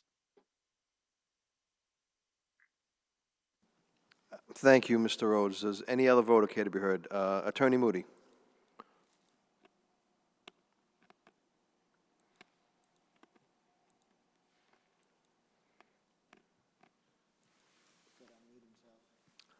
Okay, Mr. Moody, you have to unmute yourself. Can't hear that anyway, but. Well, again, I'm sorry, Mr. Moderator. Thank you. Yeah, again, Mr. Rhodes, our town meeting members, this has to be done in this fashion at this point in time. Article 2 is something that's voted at the annual town meeting. It was voted at the past annual town meeting, and it'll be voted at the next annual town meeting. The Personnel Board and the HR Director have to do a considerable amount of work now going forward to really fit these positions into that system. So this is a stopgap measure that will allow the employees to be paid, will allow them to work. So we will have employees that can supply us with water. And again, the goal is that they all move over. And under the statutes that we enacted several years ago, that can be done, and it's expected to be done, and there'll be no open positions, hopefully. Obviously, if one or more employees decides to go elsewhere, there'll be an open position, and there'll be a system that people can apply for it based on their qualifications. But the real goal here is that they all move over in accordance with the legislation we passed several years ago, so that we can have a smooth transition and the water will keep flowing as we expect it to. Thank you, Mr. Moderator. Thank you, Attorney Moody. Any other voter care to be heard? If not, the question comes upon the motion as presented. All those in favor will vote yes. All those opposed, no.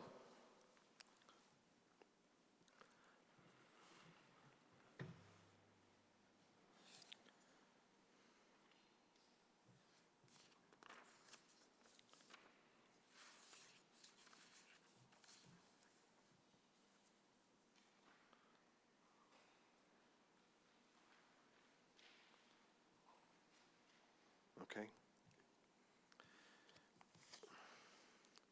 100 having voted in favor, 4 opposed, the motion is carried. Article 13,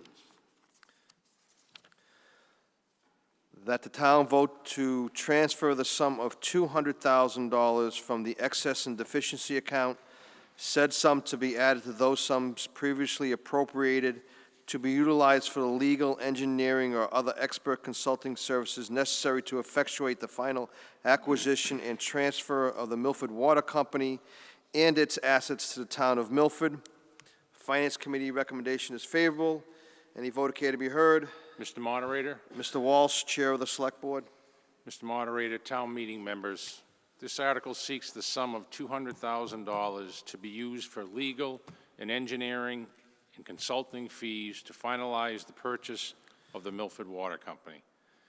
This effort has been actively ongoing before the Supreme Judicial Court and the Department of Public Utilities for over 3 years. We are now in the final stages of signing the agreement to purchase the water company assets. We will sign the purchase agreement by the end of October. This funding is to be used for legal services and consultant services needed to complete the purchase. This appropriation will allow us to do this. I urge your support on this article. Does any other voter care to be heard? Mr. Visconti. Thank you, Mr. Moderator. Just one quick question. At previous town meetings, we approved money to be spent in the event that there was an appeal by the water company on the dollar amount for the purchase. And I'm just wondering if some of that money cannot be spent for this article. Thank you, Mr. Visconti. Does any other voter care to be heard? Mr. Moran. Thank you, Mr. Moderator. To answer the previous question, it absolutely will be applied to that. Unfortunately, with the way times are, things have gotten more expensive. The process lasted a little bit longer. So to answer the previous question, absolutely that amount will be applied to this. Thank you, Mr. Moderator. Thank you, Mr. Moran. Any other voter care to be heard? If not, the question comes upon the motion as presented. All those in favor will vote yes. All those opposed, no.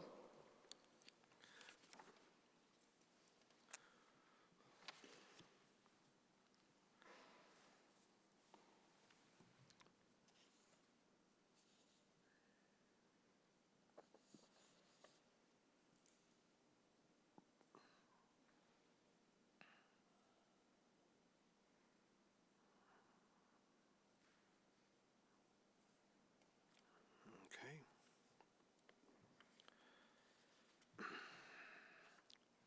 $105 having voted in favor, 2 opposed. The motion is carried. Article 14, that the town vote to amend the zoning bylaw by striking the words Board of Selectmen whenever and wherever they appear and inserting the words Select Board in lieu thereof. Finance Committee recommendation is favorable. Does the Planning Board have a report? Patrick Kennelly, Chair of the Planning Board. Thank you, Mr. Moderator. Pursuant to Mass General Law, Chapter 48, Section 5, the Milford Planning Board on October 5th, 2021, remotely conducted a duly posted and noticed public hearing regarding the subject of Article 14, at which time the Planning Board voted to act favorably recommending to town meeting. Article 14 is the application of the Planning Board to amend the zoning bylaw relating to changing the name of Board of Selectmen to Select Board. Therefore, the Planning Board recommends Article 14 be adopted as printed in the warrant. Essentially, Article 14 is a housekeeping article sponsored by the planning board. It will provide for gender neutral references throughout the zoning bylaw. The town has adopted similar changes at the town meeting in January for all of the town's general and special bylaws. However, due to the additional notice, planning board hearing and approval requires for amendments to zoning bylaws. Those changes did not affect the zoning bylaw. This amendment will complete the process. The planning board urges your support on Article 14. Thank you. Thank you, Mr. Kennelly. Does any other voter care to be heard? If not, the question comes upon the motion as presented. All those in favor will vote yes. Oh, just like to remind the voters also that pursuant to Mass General Laws, Chapter 48, Section 5, amending the zoning bylaw requires a 2/3 vote. So all those in favor will vote yes. All those opposed, no.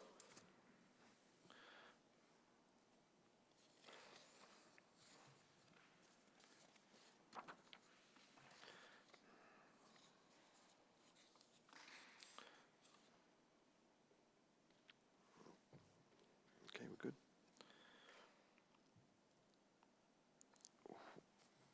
107 having voted in favor, 2 opposed. The necessary 2/3 has been acquired, and the motion is carried. Article 15.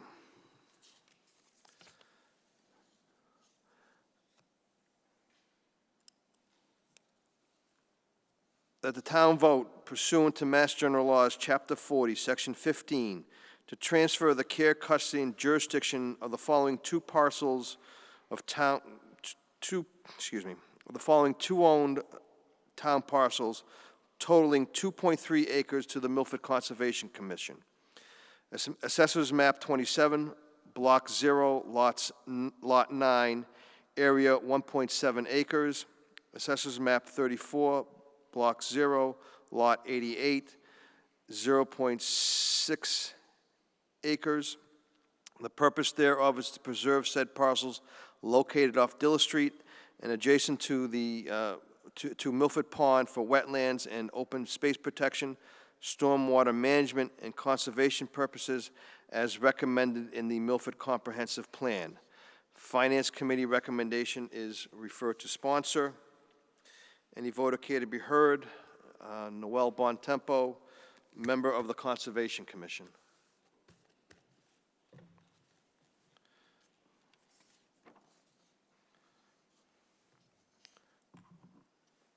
Got it. Mr. Bontempo?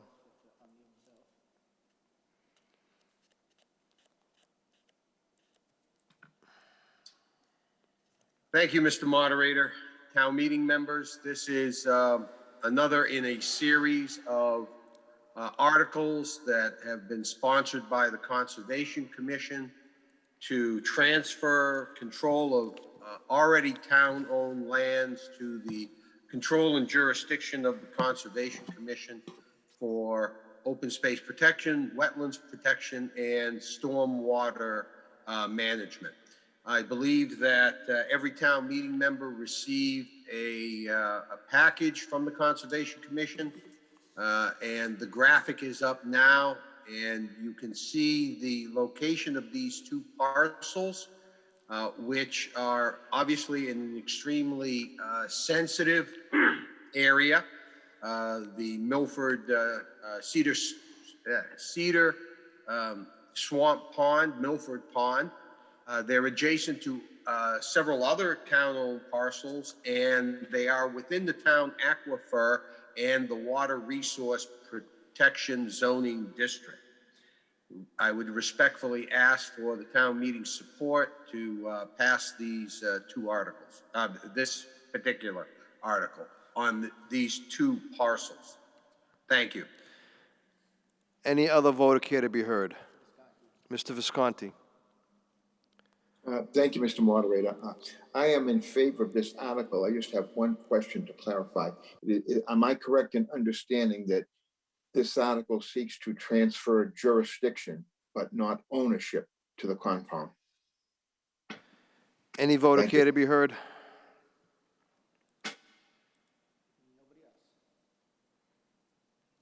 If not, the question comes upon the motion as presented. The conveyance, the conveyance of land pursuant to Mass General Laws, Chapter 40, Section 15, requires a two-thirds vote. All those in favor, vote yes. All those opposed, no.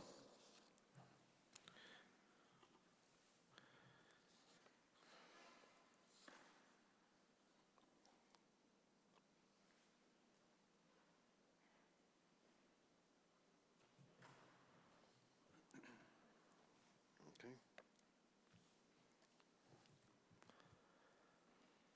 102 having voted in favor, 2 oppose. The necessary two-thirds has been acquired, and the motion is carried. Article 16, that the town vote to transfer the sum of $20,000 from the excess and deficiency account to supplement sums previously appropriated for the Council on Aging, line item 541-5300, Senior Center Bus Transportation Contract, as voted under Article 4 of the May 24th, 2021 Annual Town Meeting. Finance Committee recommendation is favorable. Any voter care to be heard? Mr. Taylor, Finance Director. Thank you, Mr. Moderator. This article also is looking to supplement the annual town meeting vote under Article 4, which is the operational budget, specifically the Council on Aging Department, 541. At that time, we had level funded the budget, and we had a contract renewal that was not going to take place until after the approval from this body. When that took place, the cost came in significantly higher than anticipated, primarily due to the rising gasoline prices, as well as the labor shortages due to the pandemic. It is a significant increase, which is why we have an article presented tonight, as opposed to doing a transfer at the annual town meeting. I urge your support for this article. Thank you. Thank you, Mr. Taylor. Any other voter care to be heard? If not, the question comes upon the motion as presented. All those in favor will vote yes. All those opposed, no.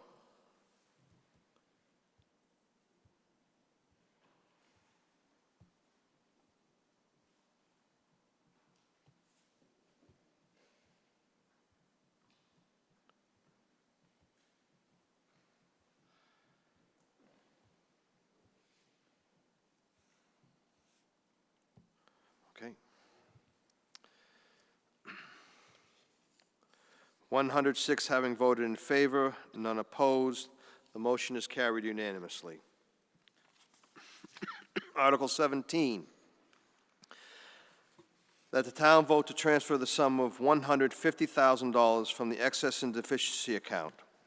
$50,000 to be spent under the jurisdiction of the Select Board, $50,000 to be spent under the jurisdiction of the School Committee, and $50,000 to be spent under the jurisdiction of the Parks Commissioners for the purpose of achieving Phase 3 of the Town of Milford's plan for compliance with the Americans with Disability Act.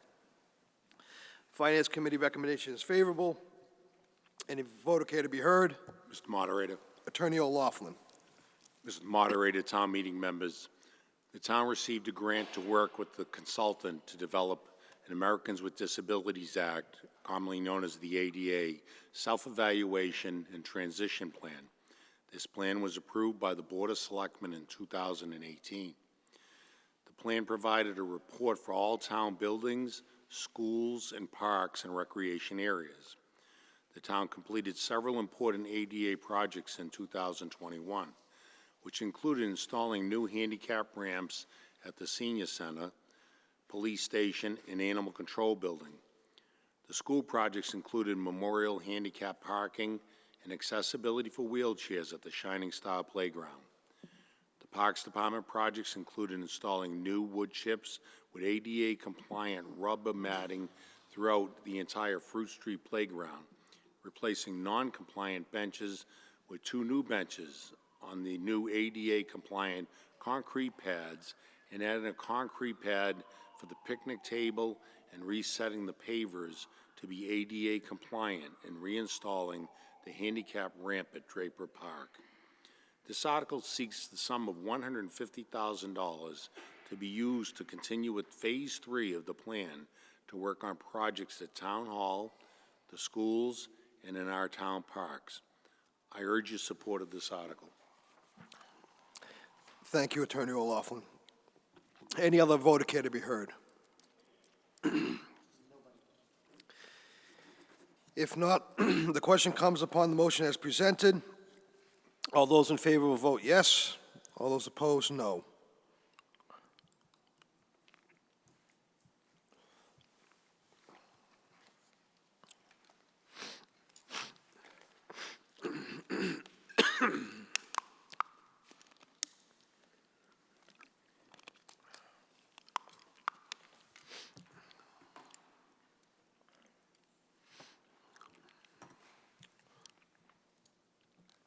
Okay. 109 having voted in favor, none opposed. The motion is carried unanimously. Article 18.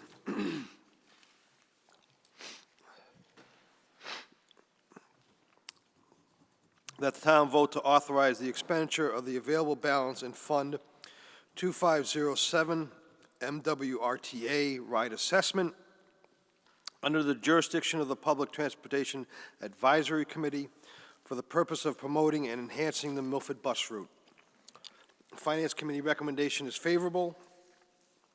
Any voter care to be heard? Mr. Taylor, Finance Director.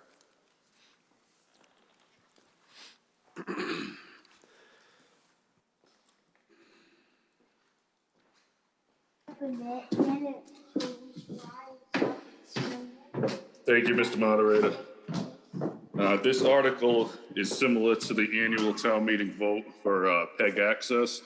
We've received funds for the past 4 years now that is directly related to a portion of ridership collections. The state provides these funds, and it's technically a reserve for appropriation, which is why this body is asked to authorize the expenditures. The money has to be used for improvements to the bus route, which is being proposed, signage, shelter, items like that. As the article mentions, it will be under the jurisdiction of the Public Transportation Advisory Committee. The funds are approximately $12,000 at this time. Thank you. Any other voter care to be heard? Mr. Visconti. Well, thank you, Mr. Moderator. I just have a point of order. Based on the vote of the last article, it appears we do not have a quorum. Mr. Visconti, actually, we do have a quorum. The current number is, what's that, 122 less what? One non-partisan, so those are 122. The quorum is set at 122 people. We have currently 130 people present. Some people evidently are not voting. Any other voter care to be heard? Attorney Moody?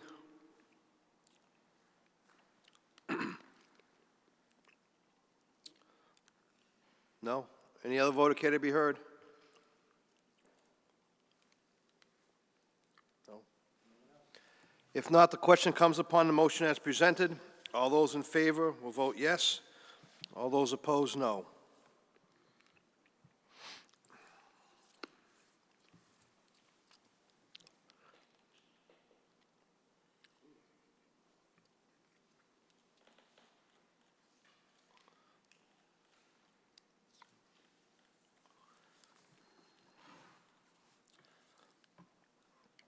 Okay.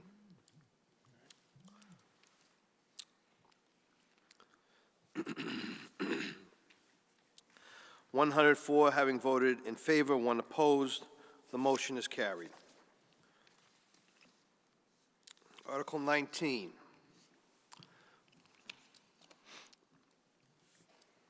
That the town vote to accept sections 42A through 42F of Chapter 40 of the General Laws, by which acceptance charges for supplying or providing for water or rendering service or furnishing materials in connection therewith to or for any real estate at the request of the owner or tenant are not paid on or before their due date, such rates and charges shall be a lien upon such real estate as provided for in said statutes. Finance Committee recommendation is favorable. Any voter care to be heard? Attorney Moody. Yeah, thank you again, Mr. Moderator. This is one of three articles that are being sponsored by the Select Board and the Water Commissioners relating to the impending early December takeover and beginning of operations of the Water Department.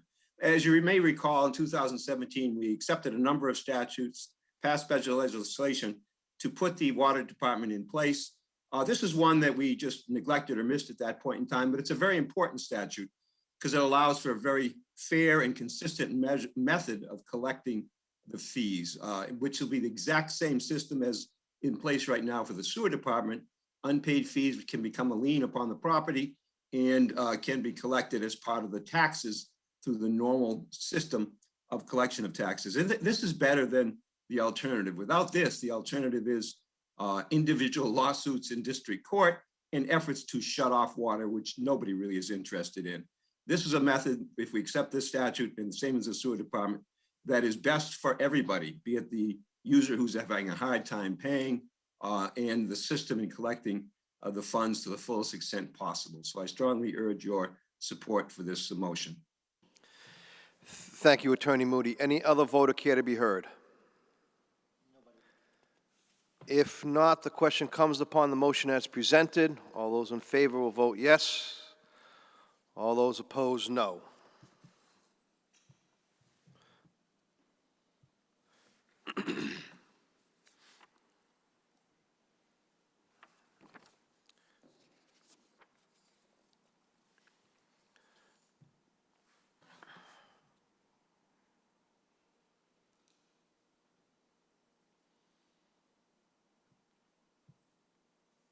Okay.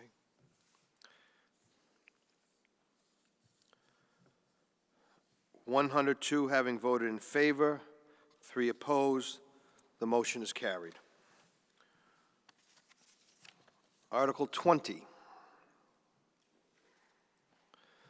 that the town vote to transfer the sum of $100,000 from the excess and deficiency account, said sum to be spent under the jurisdiction of the Select Board for the purpose of finishing an unfinished second-floor room at the Milford Senior Center to be used as a fitness center.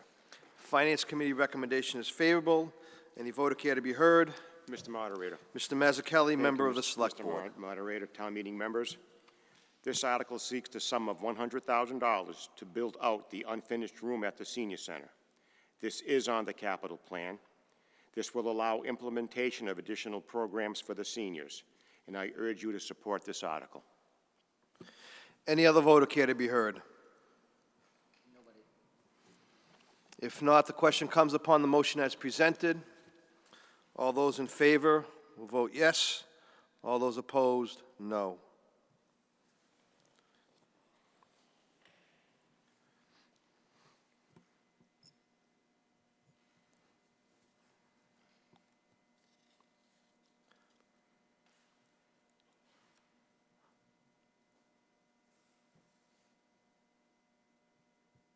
Okay.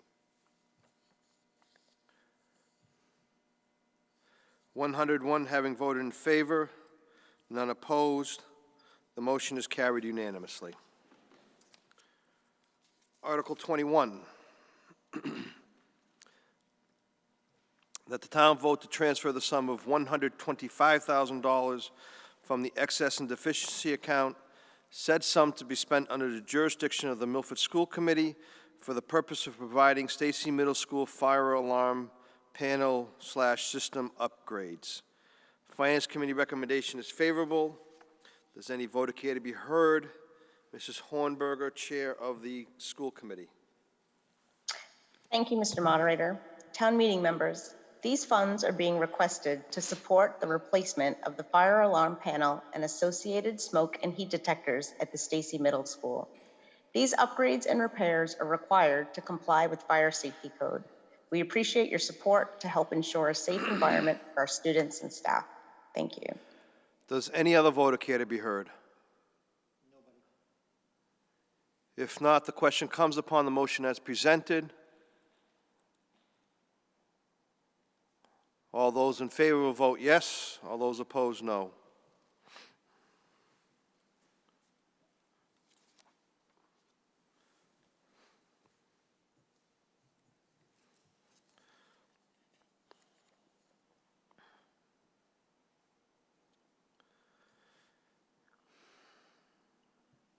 Okay.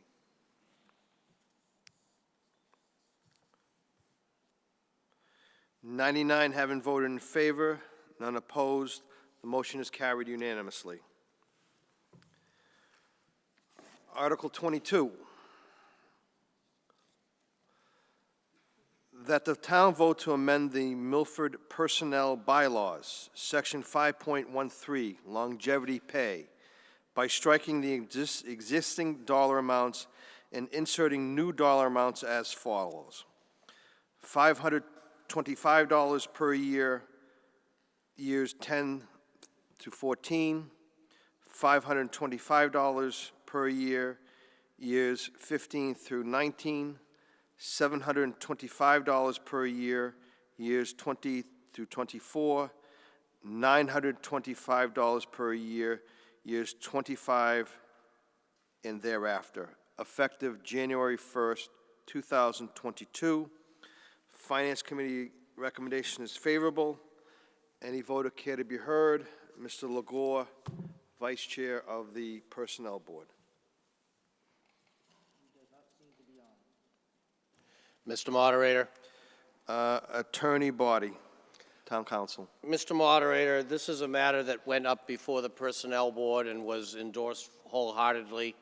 Just for the edification of the town meeting members, we go periodically through our contracts as they expire, and we update the terms and conditions and benefits for each and every one of our bargaining units. What we don't do on a regular basis is look upon the Article 2 employees, some of whom serve by contract, many of whom are just governed by the Article 2 provisions. And in the course of doing that, we recognize that it's been quite some time since we've addressed benefits, and in particular the longevity payments which would accrue to each individual in reward for their faithful service to the town. As a result of this, and to bring it back in some equitable fashion, to award to those long-standing employees benefits similar to those that they would have received through various upgrades in collective bargaining agreements, it was recommended that the Article 2 personnel bylaws be amended to increase the longevity payments. My understanding is the cost of the town would be something in the neighborhood of between $2,000 and $3,000 per year. Thank you, Mr. Moderator. Any other voter care to be heard? Mr. Bisla. Hi, when you read the article, the first item was $425 or $525? The first item was the first item was $425 per year, years 10 through 14, $525 per year, years 15 through 19, $725 per year, years 20 through 24, and $925 per year, years 25 and thereafter. Any other voter care to be heard? Mr. Moran. Thank you, Mr. Moderator. I appreciate the question from a previous member. It has been a consistent policy of this town to make sure that union and non-union members are playing on the same ball field. And yes, of course, there's negotiations with the union workers, but Milford has always committed that the non-union workers would at least be able to stay on the same play field as the union workers. And that is the reason why this articles above. Thank you so much, Mr. Moderator. Thank you, Mr. Moore. Any other voter care to be heard? Mr. Bisla. Yes, thank you for that explanation. The only other question I would have would be the last time that these were raised. Was it 5, 10 years ago? Just as a general question. Thank you. Any other voter care to be heard? Mrs. Carlin. Yes, when the comment was made that it's going to cost approximately $2,000 per year, you look at the town hall members, employees under this article, I think it's going to be much more than $2,000 per year. Thank you, Mrs. Carlin. Any other voter care to be heard? Mr. Moran.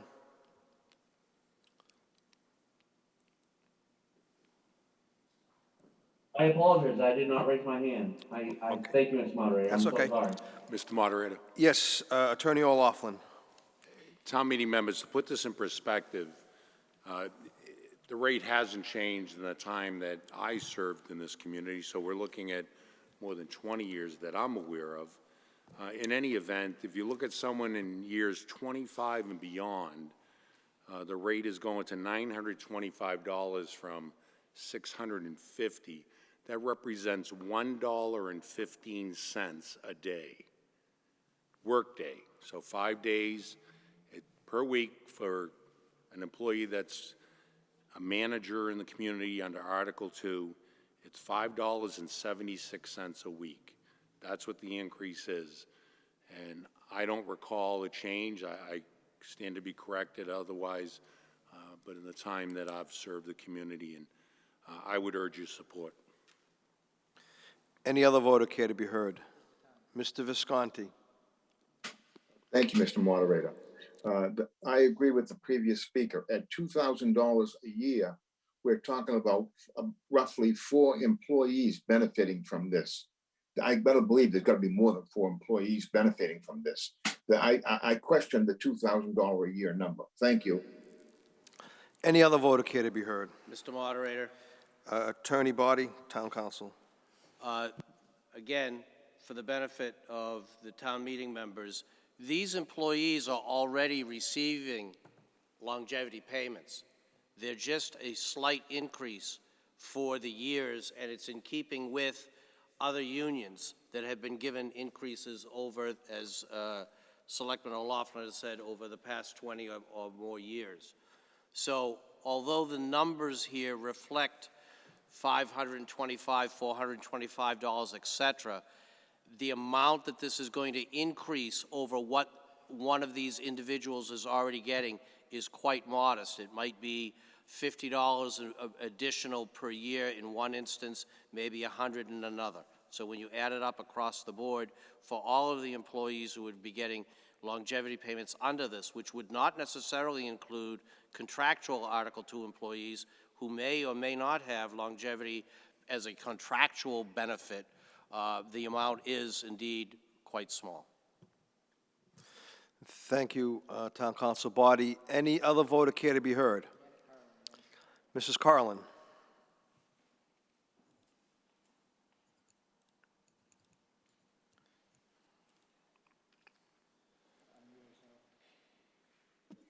Thank you, I'm sorry. I appreciate the comment that the previous speaker made. That does make more sense as, say, added cost. But I also want town meeting members to realize that union members fight for these benefits so that they are able to work as they are working.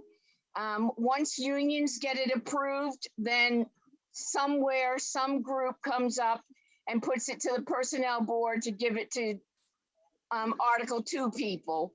Why not just do away with the unions and have everybody under the personnel board? Does any other voter care to be heard? Mr. Cole.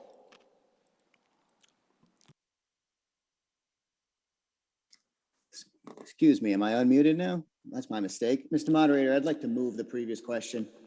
A motion's been made and seconded to move the previous question.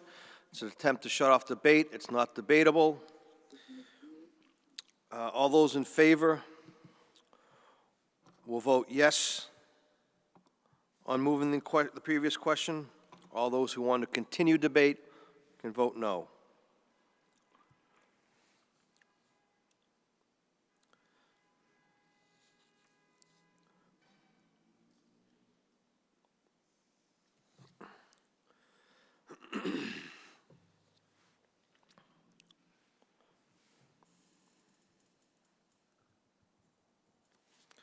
Okay.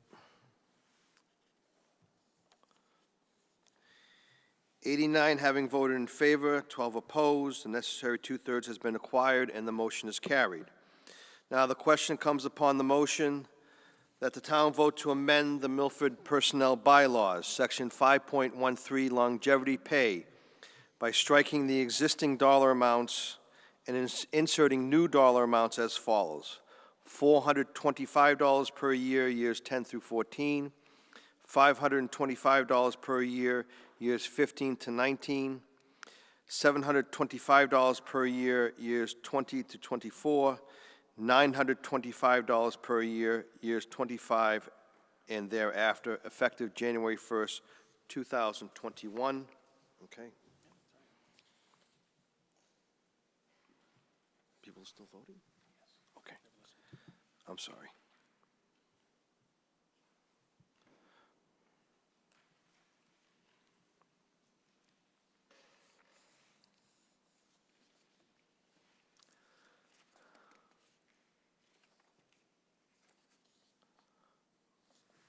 Okay.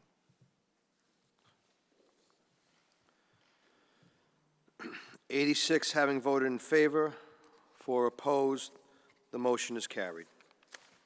Article 23,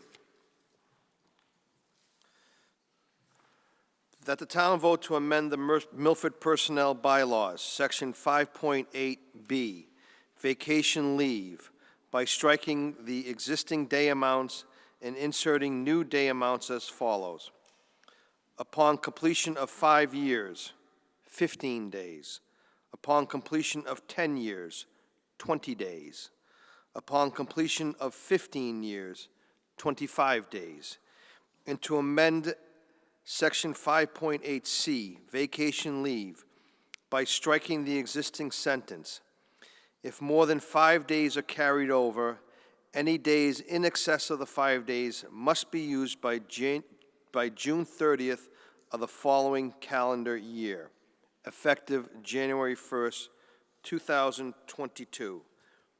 Finance Committee recommendation is favorable. I take it Mr. Legore is still not available? Yes, he's still not available. Does anybody vote care to be heard on this? Mr. Moderator, Town Council body? in the absence of Chairman Miranda and Vice Chair Legore, I would just like to say that this is another article that is kind of running in tandem with the prior one, and that is that these are benefits that are being slightly changed to bring them into more equity with what other employees are being paid who are members of bargaining units or contractual employees. This brings the vacation time that Article 2 employees would receive into basically the same realm as many similarly situated in terms of job tasks union employees. It also gives them, these Article 2 employees, an option to carry over 5 days that would be able to be used in the latter part of the year. In that regard, at least, it is a tool that is designed to make management more effective because it spreads out the time. The union, the Article 2 employees would not be required to use all of their carryover within the first 6 months of the year, which means that we would be able to better administer time and staffing during that first part of the year when previously everyone's been using the time. Again, not anything extraordinary. The number of days that it goes up is going from 4, I think in one instance, 1 year is being paired off from something like, let's say, 6 years or 9 years. it's going down and so forth. So it's not a significant change in that regard. Thank you, Town Council Body. Any other voter care to be heard? If not, the question comes upon the motion as presented. All those in favor will vote yes. All those opposed, no.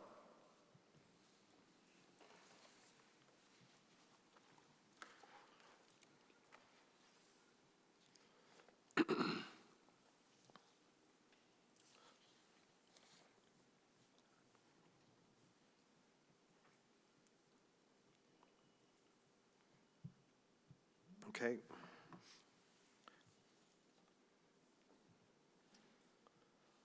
"99 having voted in favor, 5 opposed, the motion is carried. Article 24, that the town vote to amend the zoning bylaw relating to warehouse and transportation terminal uses as noted hereinafter.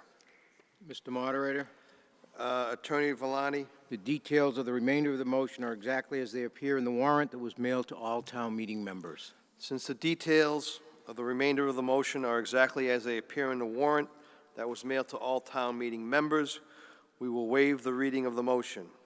Does the planning board have a report? Mr. Kennelly, Chair of the Planning Board. Thank you, Mr. Moderator. Pursuant to Mass General Law, Chapter 48, Section 5, the Milford Planning Board on October 5th, 2021, remotely conducted a duly posted and noticed public hearing regarding the subject of Article 24, at which time the Planning Board voted to make a favorable recommendation to town meeting. Article 24 is the application of the Planning Board to amend the zoning bylaw regarding warehouse and transportation terminal use. The Planning Board recommends Article 24 be adopted as printed in the warrant. Article 24 proposes the prohibition of transportation terminals as standalone principal uses and establishes them rather as accessory uses only, and then only via Planning Board special permit.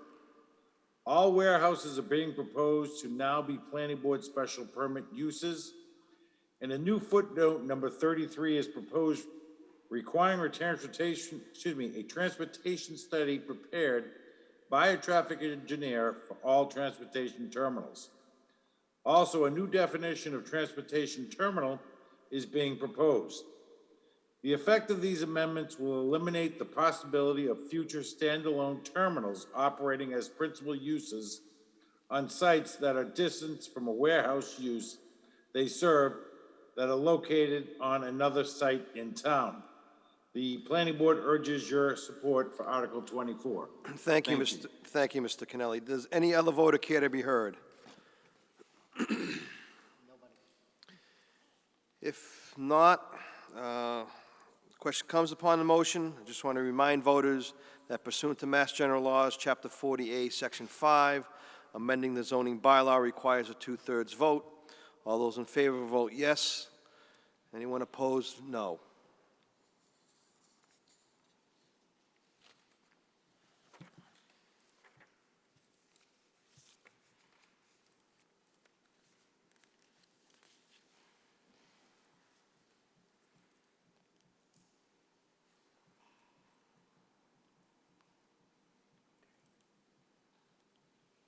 Okay.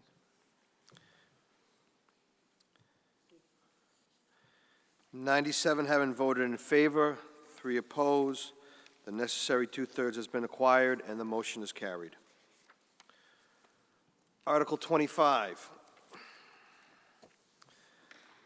that the town vote to establish a new Article 42 of the bylaws for the town of Milford as follows. Mr. Moderator, Attorney Valani, the text of the motion is exactly as appears in the warrant. since the text of the motion is exactly as appears in the warrant, we will waive the reading of the motion. Finance Committee recommendations refer to sponsor. Any voter care to be heard?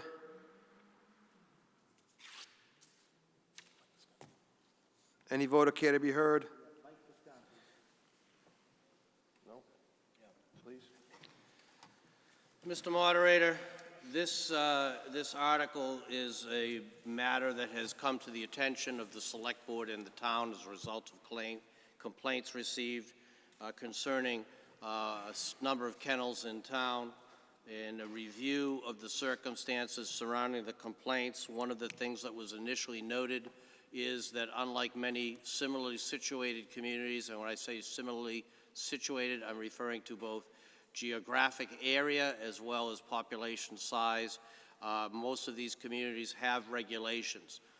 To date, we do not have regulations that thoroughly and authoritatively govern the operation of kennels within the town of Milford. In particular, what this proposes to do is set standards which would prescribe means of protecting the animals that are in the care of a kennel.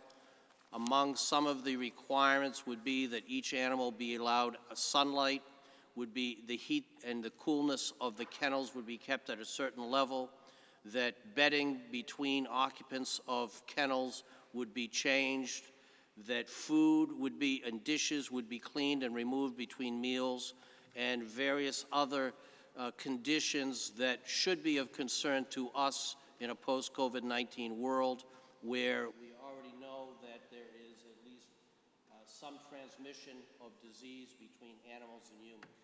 The animals that are boarded in our kennels are entitled to our protection, just as the children in our schools and the seniors at our senior center are equally entitled to our protection.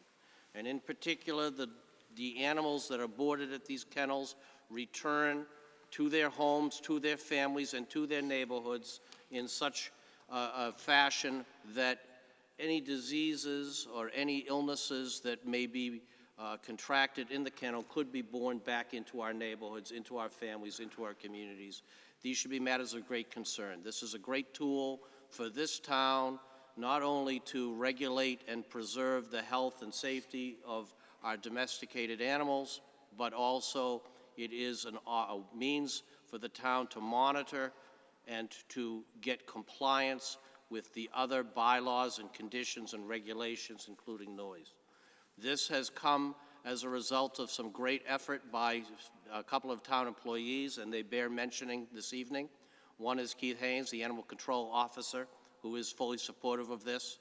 The other is Liz Fernandez, who works with the Select Board, who did incredible amounts of research looking into other communities. We've borrowed from those communities to develop what we consider to be quite extensive, as you can see from the warrant, regulations that are the best of all the communities we surveyed. It needs to be tweaked a little bit perhaps down the road. We can also see how it operates for us and whether there needs to be modifications, but time is of the essence. Complaints come in and we need to do something to address them. Again, for those who have complained, this is a tool that the town can use to monitor and enforce the building codes, health codes, and other things that are important to establish a baseline of what is acceptable in this town for the care of our pets. So I encourage due consideration and favorable passage of this article. Thank you. Thank you, Town Council Body. Any other voter care to be heard? Mr. Visconti. Thank you, Mr. Moderator. Ladies and gentlemen, we absolutely need a kennel bylaw in this town, but not this one. I have reviewed this bylaw extensively, and I find the language to be vague and in many cases contradictory. In the interest of time, of saving time, I'll be very brief.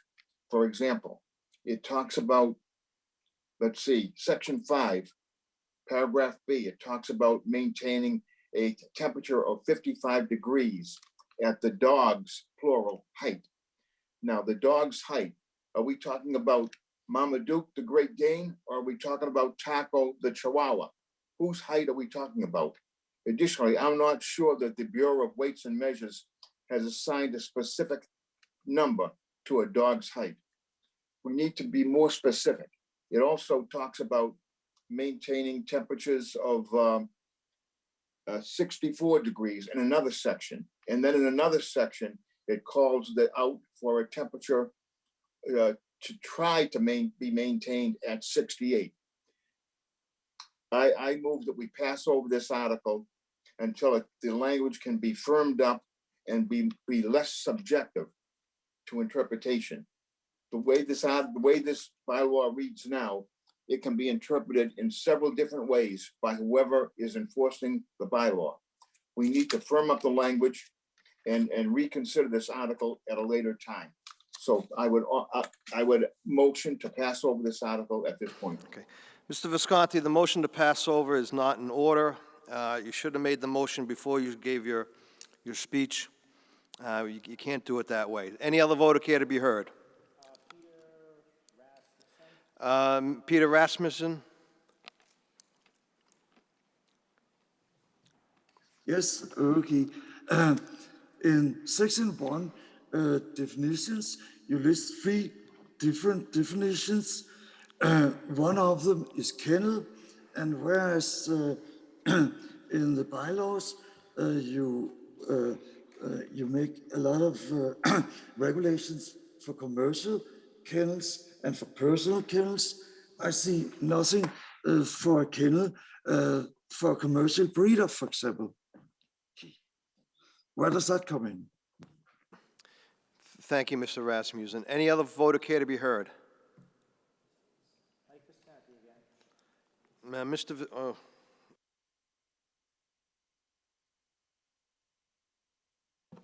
Visconti. Thank you, Mr. Moderator. Seeing that my previous motion was out of order, I would just like to say that we please vote unfavorably on this article. Thank you. Thank you for the reasons I stated earlier. Thank you. Thank you, Mr. Visconti. Any other voter care to be heard?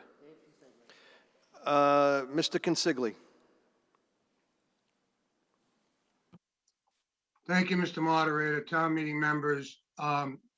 This article probably is way long overdue for the town of Milford. We continue to get complaints weekly and daily with noise complaints, abutters concerned about how many animals are sitting in a kennel at one time.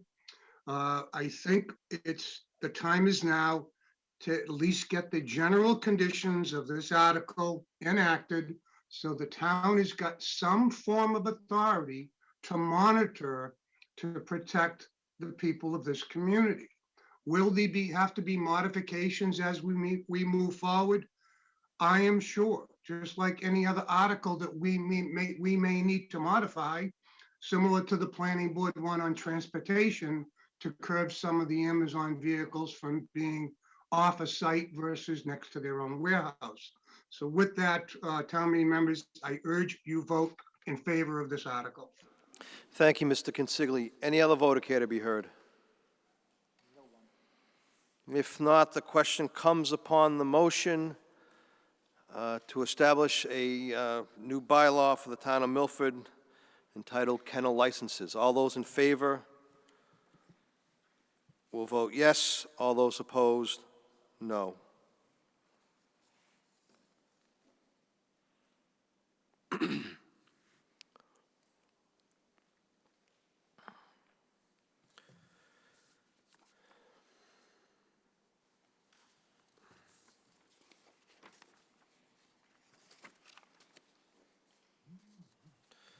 Okay.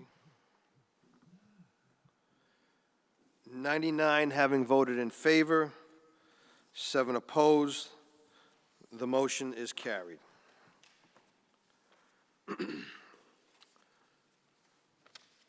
Article 26, that the town vote to petition the general court for the enactment of special legislation in relation to changing the number of members of the town's insurance advisory committee from 8 to 9, which legislation would provide substantially as follows. Section 1, notwithstanding the provisions of any general or special law to the contrary, and in particular, notwithstanding the provisions of general law, Chapter 32B, Section 3, for an insurance advisory committee comprised of 8 members, The town of Milford shall have an insurance advisory committee comprised of 9 members as follows. 7 persons to be duly elected or appointed to membership on such committee by organizations of the employees affected. 1 person who shall be a retiree of a governmental unit who shall be duly appointed to membership on said committee by the appropriate public authority, and 1 member who shall be a non-union employee of the town who shall be duly elected or appointed to membership on such committee by the affected non-union employees of the town. Section 2. This act shall take effect upon its passage. Finance Committee recommendation is referred to sponsor. Any voter care to be heard? Mr. Moderator? Attorney Rich Villani, Town Administrator. Yes, this article seeks special legislation to add 1 member to the Insurance Advisory Committee. The committee currently has 8 members. The article will add 1 member who would be an Article 2 employee. Article 2 employees currently have no representation on the committee. This is the committee that recommends benefit coverage to the Select Board for approval. Currently, it is comprised of 100% union representation, including a past union member representing retirees. Some of the unions, in fact, are considerably smaller than the total number of Article 2 employees. Article 2 employees are a recognized group as required in the statute that allows for insurance advisory committees. The groups are not specified as union, just as recognized groups. This article would promote fairness, equity, and inclusion as the motion requests that Article 2 employees have a voice or representation on the Insurance Advisory Committee. I urge your support for this article. Thank you. Any other voter care to be heard? If not, the question comes upon the motion as presented. All those in favor will vote yes. All those opposed, no.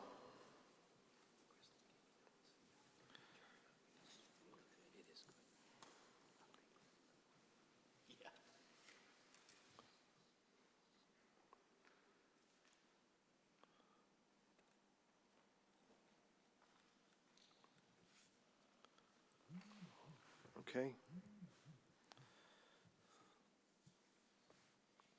99 having voted in favor, 2 opposed, the motion is carried. Article 27, that the town vote to raise and appropriate the sum of $100,000, said sum to be added to those sums previously appropriated pursuant to a vote under Article 12 of the June 29, 2020 annual town meeting, to be utilized for purposes of remediating any hazardous materials, demolishing any structures on property located at 72 Depot Street, and removing and disposing of the demolition debris at an appropriate location. Finance Committee recommendation is favorable. Any voter care to be heard? Mr. Moderator. Attorney O'Laughlin, member of the Select Board. Mr. Moderator, town meeting members, this article seeks the sum of $100,000 to complete the demolition of structures or property at 72 Depot Street. We currently have $133,000 remaining from a prior article. The building has been partially demolished at no expense to the town. The demolition was put out to bid, and the amount appropriated from the prior article was insufficient to award the contract. The Town Building Commissioner and Highway Surveyor inspected this property and determined it was in an unsafe condition and is in such a state of disrepair as to cause a danger to the public. Town officials contacted the owner and commenced discussions with their attorney for the owner, requesting that either repair or demolish the property. The owner did not cooperate in removing the structures, and therefore the town determined it is the best interest of the public safety to undertake the demolition of the property.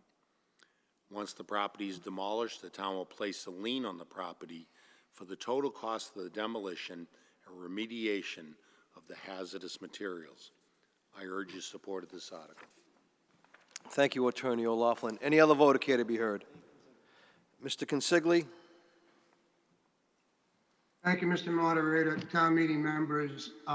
There's history to this property that I think town meeting members need to be brought up to speed on. This particular property prior has been probably vacant for more than 8 years. Actually, I wanted to to pass this article over in its entirety, but I believe town meeting members need to have the history of what's gone on. Okay, Mr. Consigli, can we first just make a motion to pass over? That's what I'd like to do, is to pass Okay. over. Motion's been made and seconded to pass over Article 27. Mr. Consigli, you may offer an explanation now. Thank you, Mr. Moderator. Town meeting members, the town had an opportunity to remove this property. It's been in a bad state for a number of years. We as a town have many zoning regulation failures that have not been addressed. This particular property was one of them. Town meeting members, this property was just sold in the last day or two of July this year.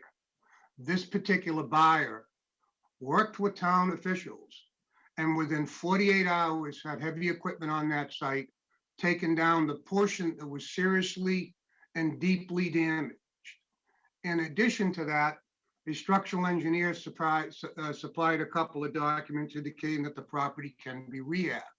This particular buyer has only had the property since, I think, August 2nd.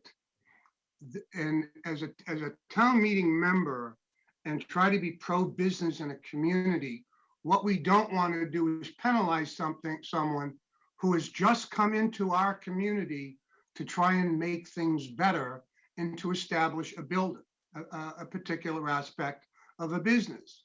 This particular company is a taxpayer right now in this town and is also leasing property. Saying this, again, working with town council and the building department, the property was partially demolished and secured after an 8-year hiatus that had stayed out there. I think this particular person that has only owned it for 30 or 40 days and has got contracts in hand for engineering and rehabbing this property, along with a structural engineer on board, allow him the time to build his business in this community and make this building shine again. It's been 8 years. At least delay this vote until spring, so town meeting gives the opportunity of a business owner to develop and pay taxes in this community. Again, we're now going to take a building down on someone that just bought it and is trying to do the right thing and has already proven that he's trying to do the right thing. That's all I'm indicating, and that's why I'm asking, pass over this article till the spring, save the money that the town can save right now, put it towards the other articles, and let him continue on improving and building his business in this community. Thank you. Thank you, Mr. Consigli. Any other voter care to be heard on the motion to pass over? Mr. Erickson.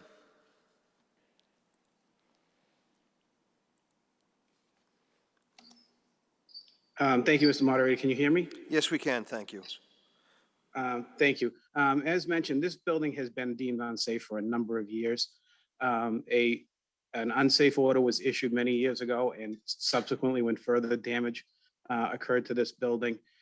While it is true that this building was recently purchased, it was purchased knowing that there was a tear down order issued by both the select board and myself and another building commissioner.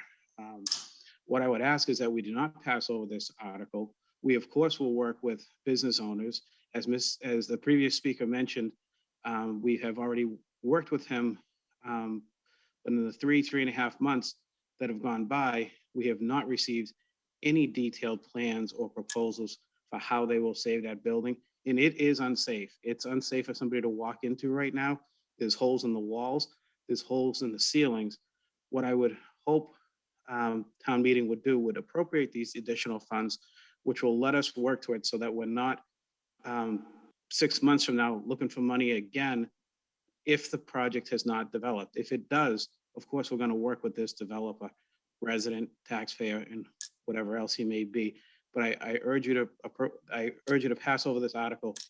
I pass over the motion to defeat the motion to pass over this article. Thank you. Thank you, Mr. Erickson. Any other voter care to be heard? Mr. Moderator. Attorney Body, Town Council. I want to just comment on the last two comments, one by Mr. Consigli, the other by Mr. Erickson, and say that this was purchased. We had a very responsive buyer who did, in fact, within 48 hours, mobilize demolition crews to get part of the building demolished. But if we do not have the funding to enable the town to demolish this on its own, we lose the leverage that we have in getting compliance and getting it quickly. What I understand has happened since August is that we have been requesting structural engineers' reports regarding the remainder of the structure and whether the framing of it is salvageable so that it could be rehabilitated. Meanwhile, this project started approximately a year and a half, 2 years ago, with the complaints of people in the neighborhood whose houses were being overrun by rodents that were migrating from the site once the site was full, and neighbors who look out every morning from their kitchen windows into this dilapidated structure. It is an eyesore, and no one in this town should be subjected to it without the town making great strides to try to have it removed. If it were your home and that was your view, you would be deeply concerned about this. The proposal is simply to fund this so that we can continue to work with the owner and get the problem resolved. Since we took this over and began working on this, and mind you, the fire was in the 1980s, the first fire, then there was a second fire. So this building has been sitting in this condition or something close or akin to this position for 30 years. We had vehicles stored on town property at the rear. We had vehicles all over the place. We had dumpsters filled that were just occupying the site, and it was all totally overgrown. The overgrowth has been cut back. The dumpsters have been removed. They're emptied and removed.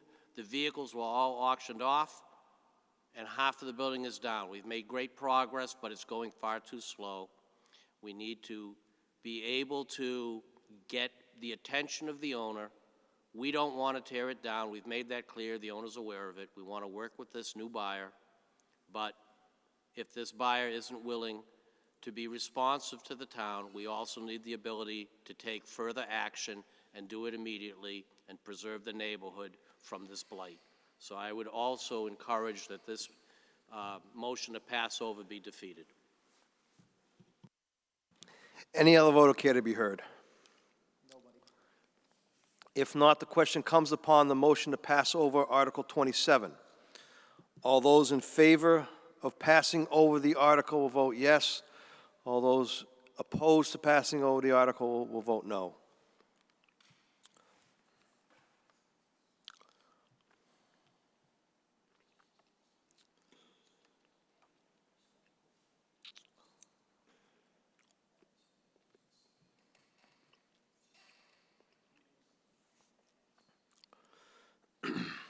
Okay.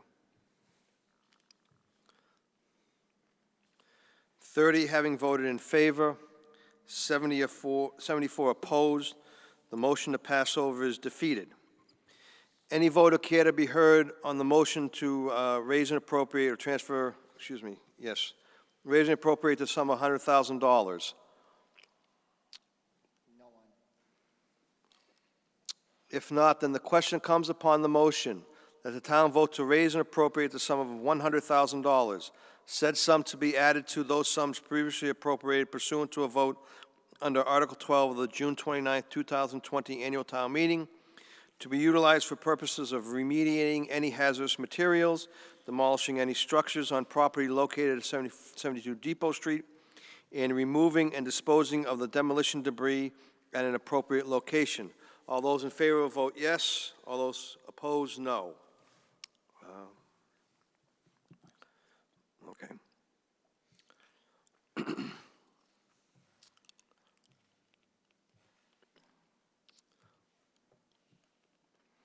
Okay, 92 having voting in favor, 11 opposed. The motion is carried. It is now after 10 o'clock. Per town meeting rule, We need to take a vote whether to continue this town meeting session. So if we bring up that motion. So now the question comes upon the motion to extend this town meeting session after 10 p.m. All those in favor of extending the session after 10 will vote yes. All those opposed, no.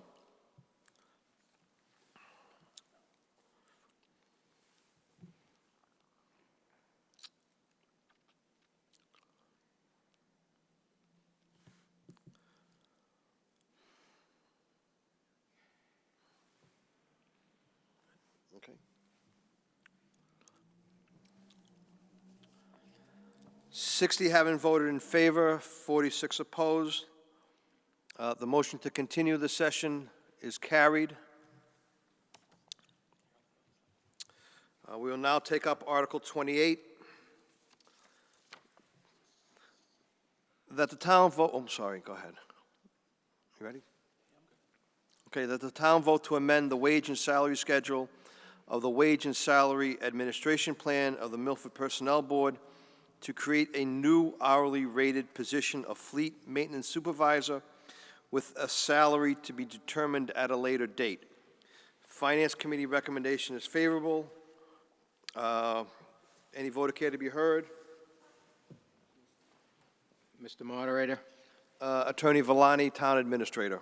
Yes, I'm informed that this article seeks to add a new hourly rated position of Fleet Maintenance Supervisor at the Highway Department. This position will be an added non-union Highway Department position that reports directly to the Highway Surveyor. The position responsibilities will be all fleet needs, included but not limited to town mechanics, repairs, inventories, records, vehicle safety, shop safety, scheduling, organizing, inspections, training, seasonal equipment readiness, etc. Some of this has fallen between the cracks, according to the Highway Surveyor, as vehicles have become more complex and tougher to repair. Their maintenance shop now consists of 3 union mechanics. The amount of equipment they maintain, along with the DOT inspections, new OSHA safety guidelines, and emission regulations, has scheduling and organizing very difficult. They need someone that can be doing this on a day-to-day basis, along with being able to repair as well as supervise. The Highway Department believes the longevity of their equipment and the safety of the town relies on it being in top running condition at all times. And the Highway Surveyor urges you to support this article. Thank you, Attorney Villani. Any other voter care to be heard? Mr. Rhodes.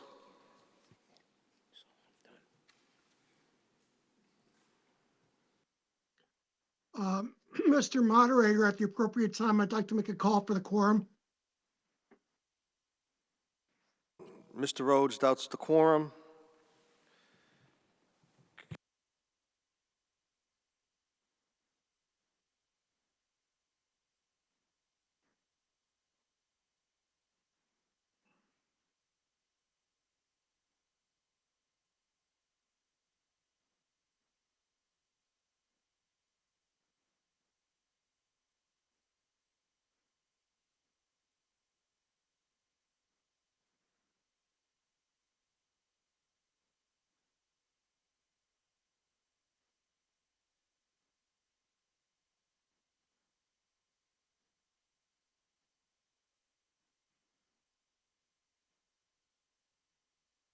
Uh, 117 members being present, 125 members being absent. The number for a quorum is 122, so we do not have a quorum present. At this time, I'll entertain a motion to adjourn to a fixed time.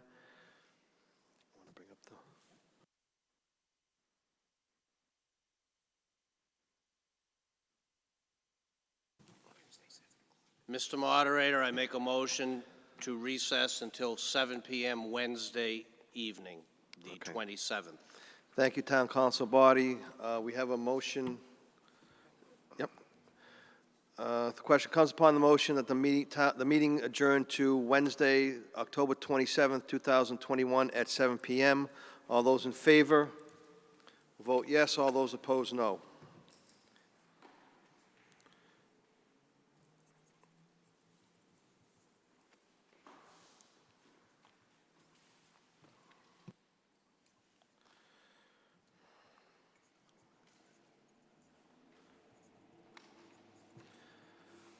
Okay.